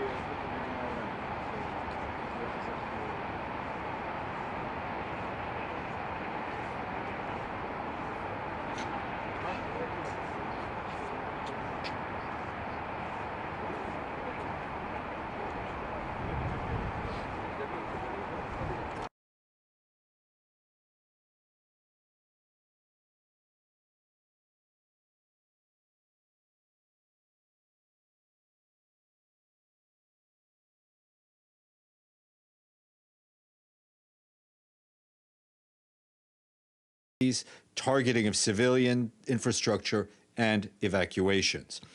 We underline our call for an immediate cessation of hostilities, maximum restraint, and for all parties to avoid any action and statements that would escalate tensions further. All issues must be addressed through diplomacy. Later today, the Secretary General will travel to the Democratic Republic of the Congo to begin a 3-day visit, during which he will attend the 10th summit of the Regional Oversight Mechanisms of the Peace, Security, and Cooperation Framework for the Democratic Republic of the Congo in the region. Tomorrow morning, he will begin his visits in eastern provinces of Ituri and North Kivu to express his solidarity with people who continue to be impacted by violence and instability. You will meet people displaced by conflicts as well as local authorities. We will share detailed updates with you as the trip evolves. And I want to flag for you a very important statement made by the High Commissioner for Refugees today, Filippo Grandi.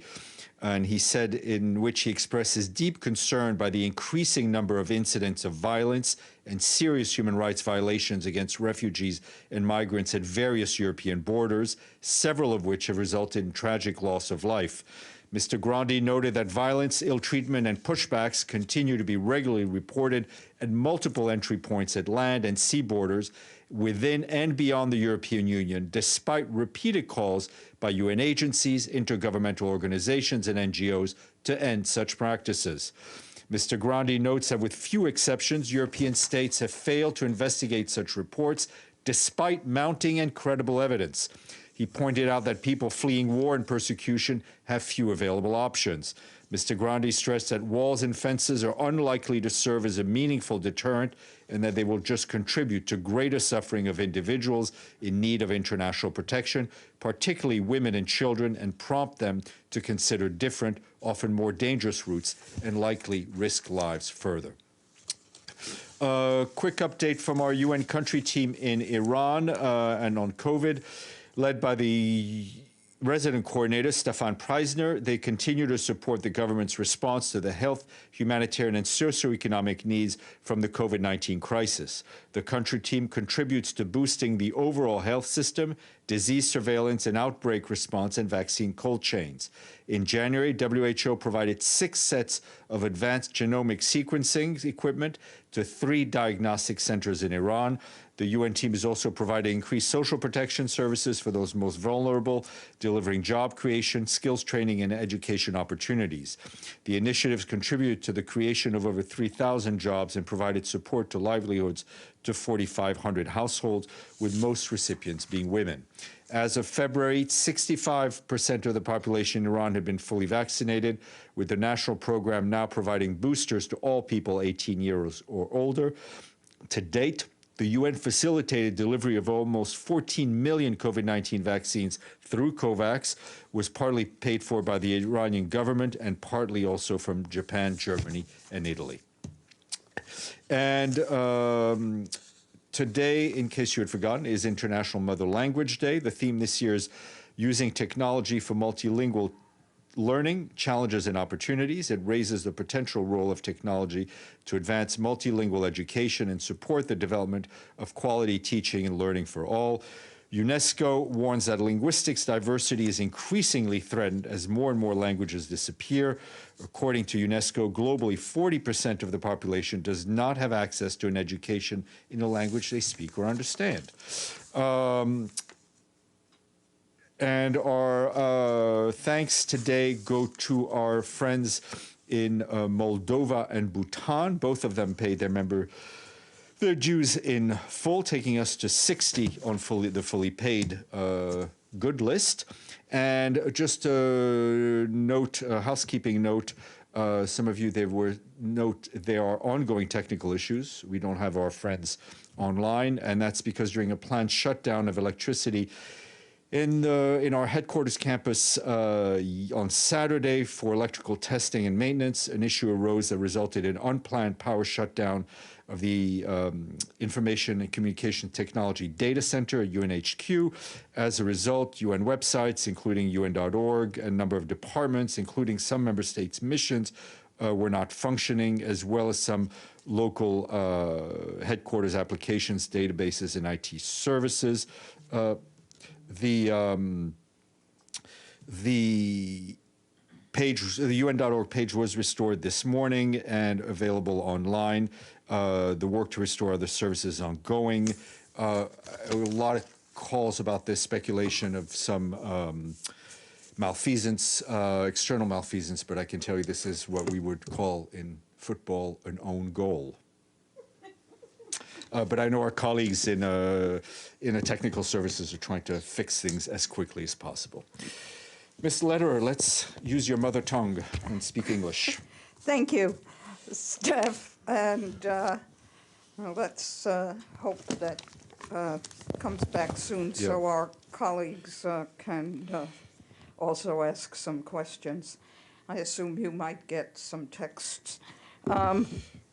On the Secretary General and Ukraine, the Secretary General has offered his good offices. Has anybody responded and asked him to use his good offices?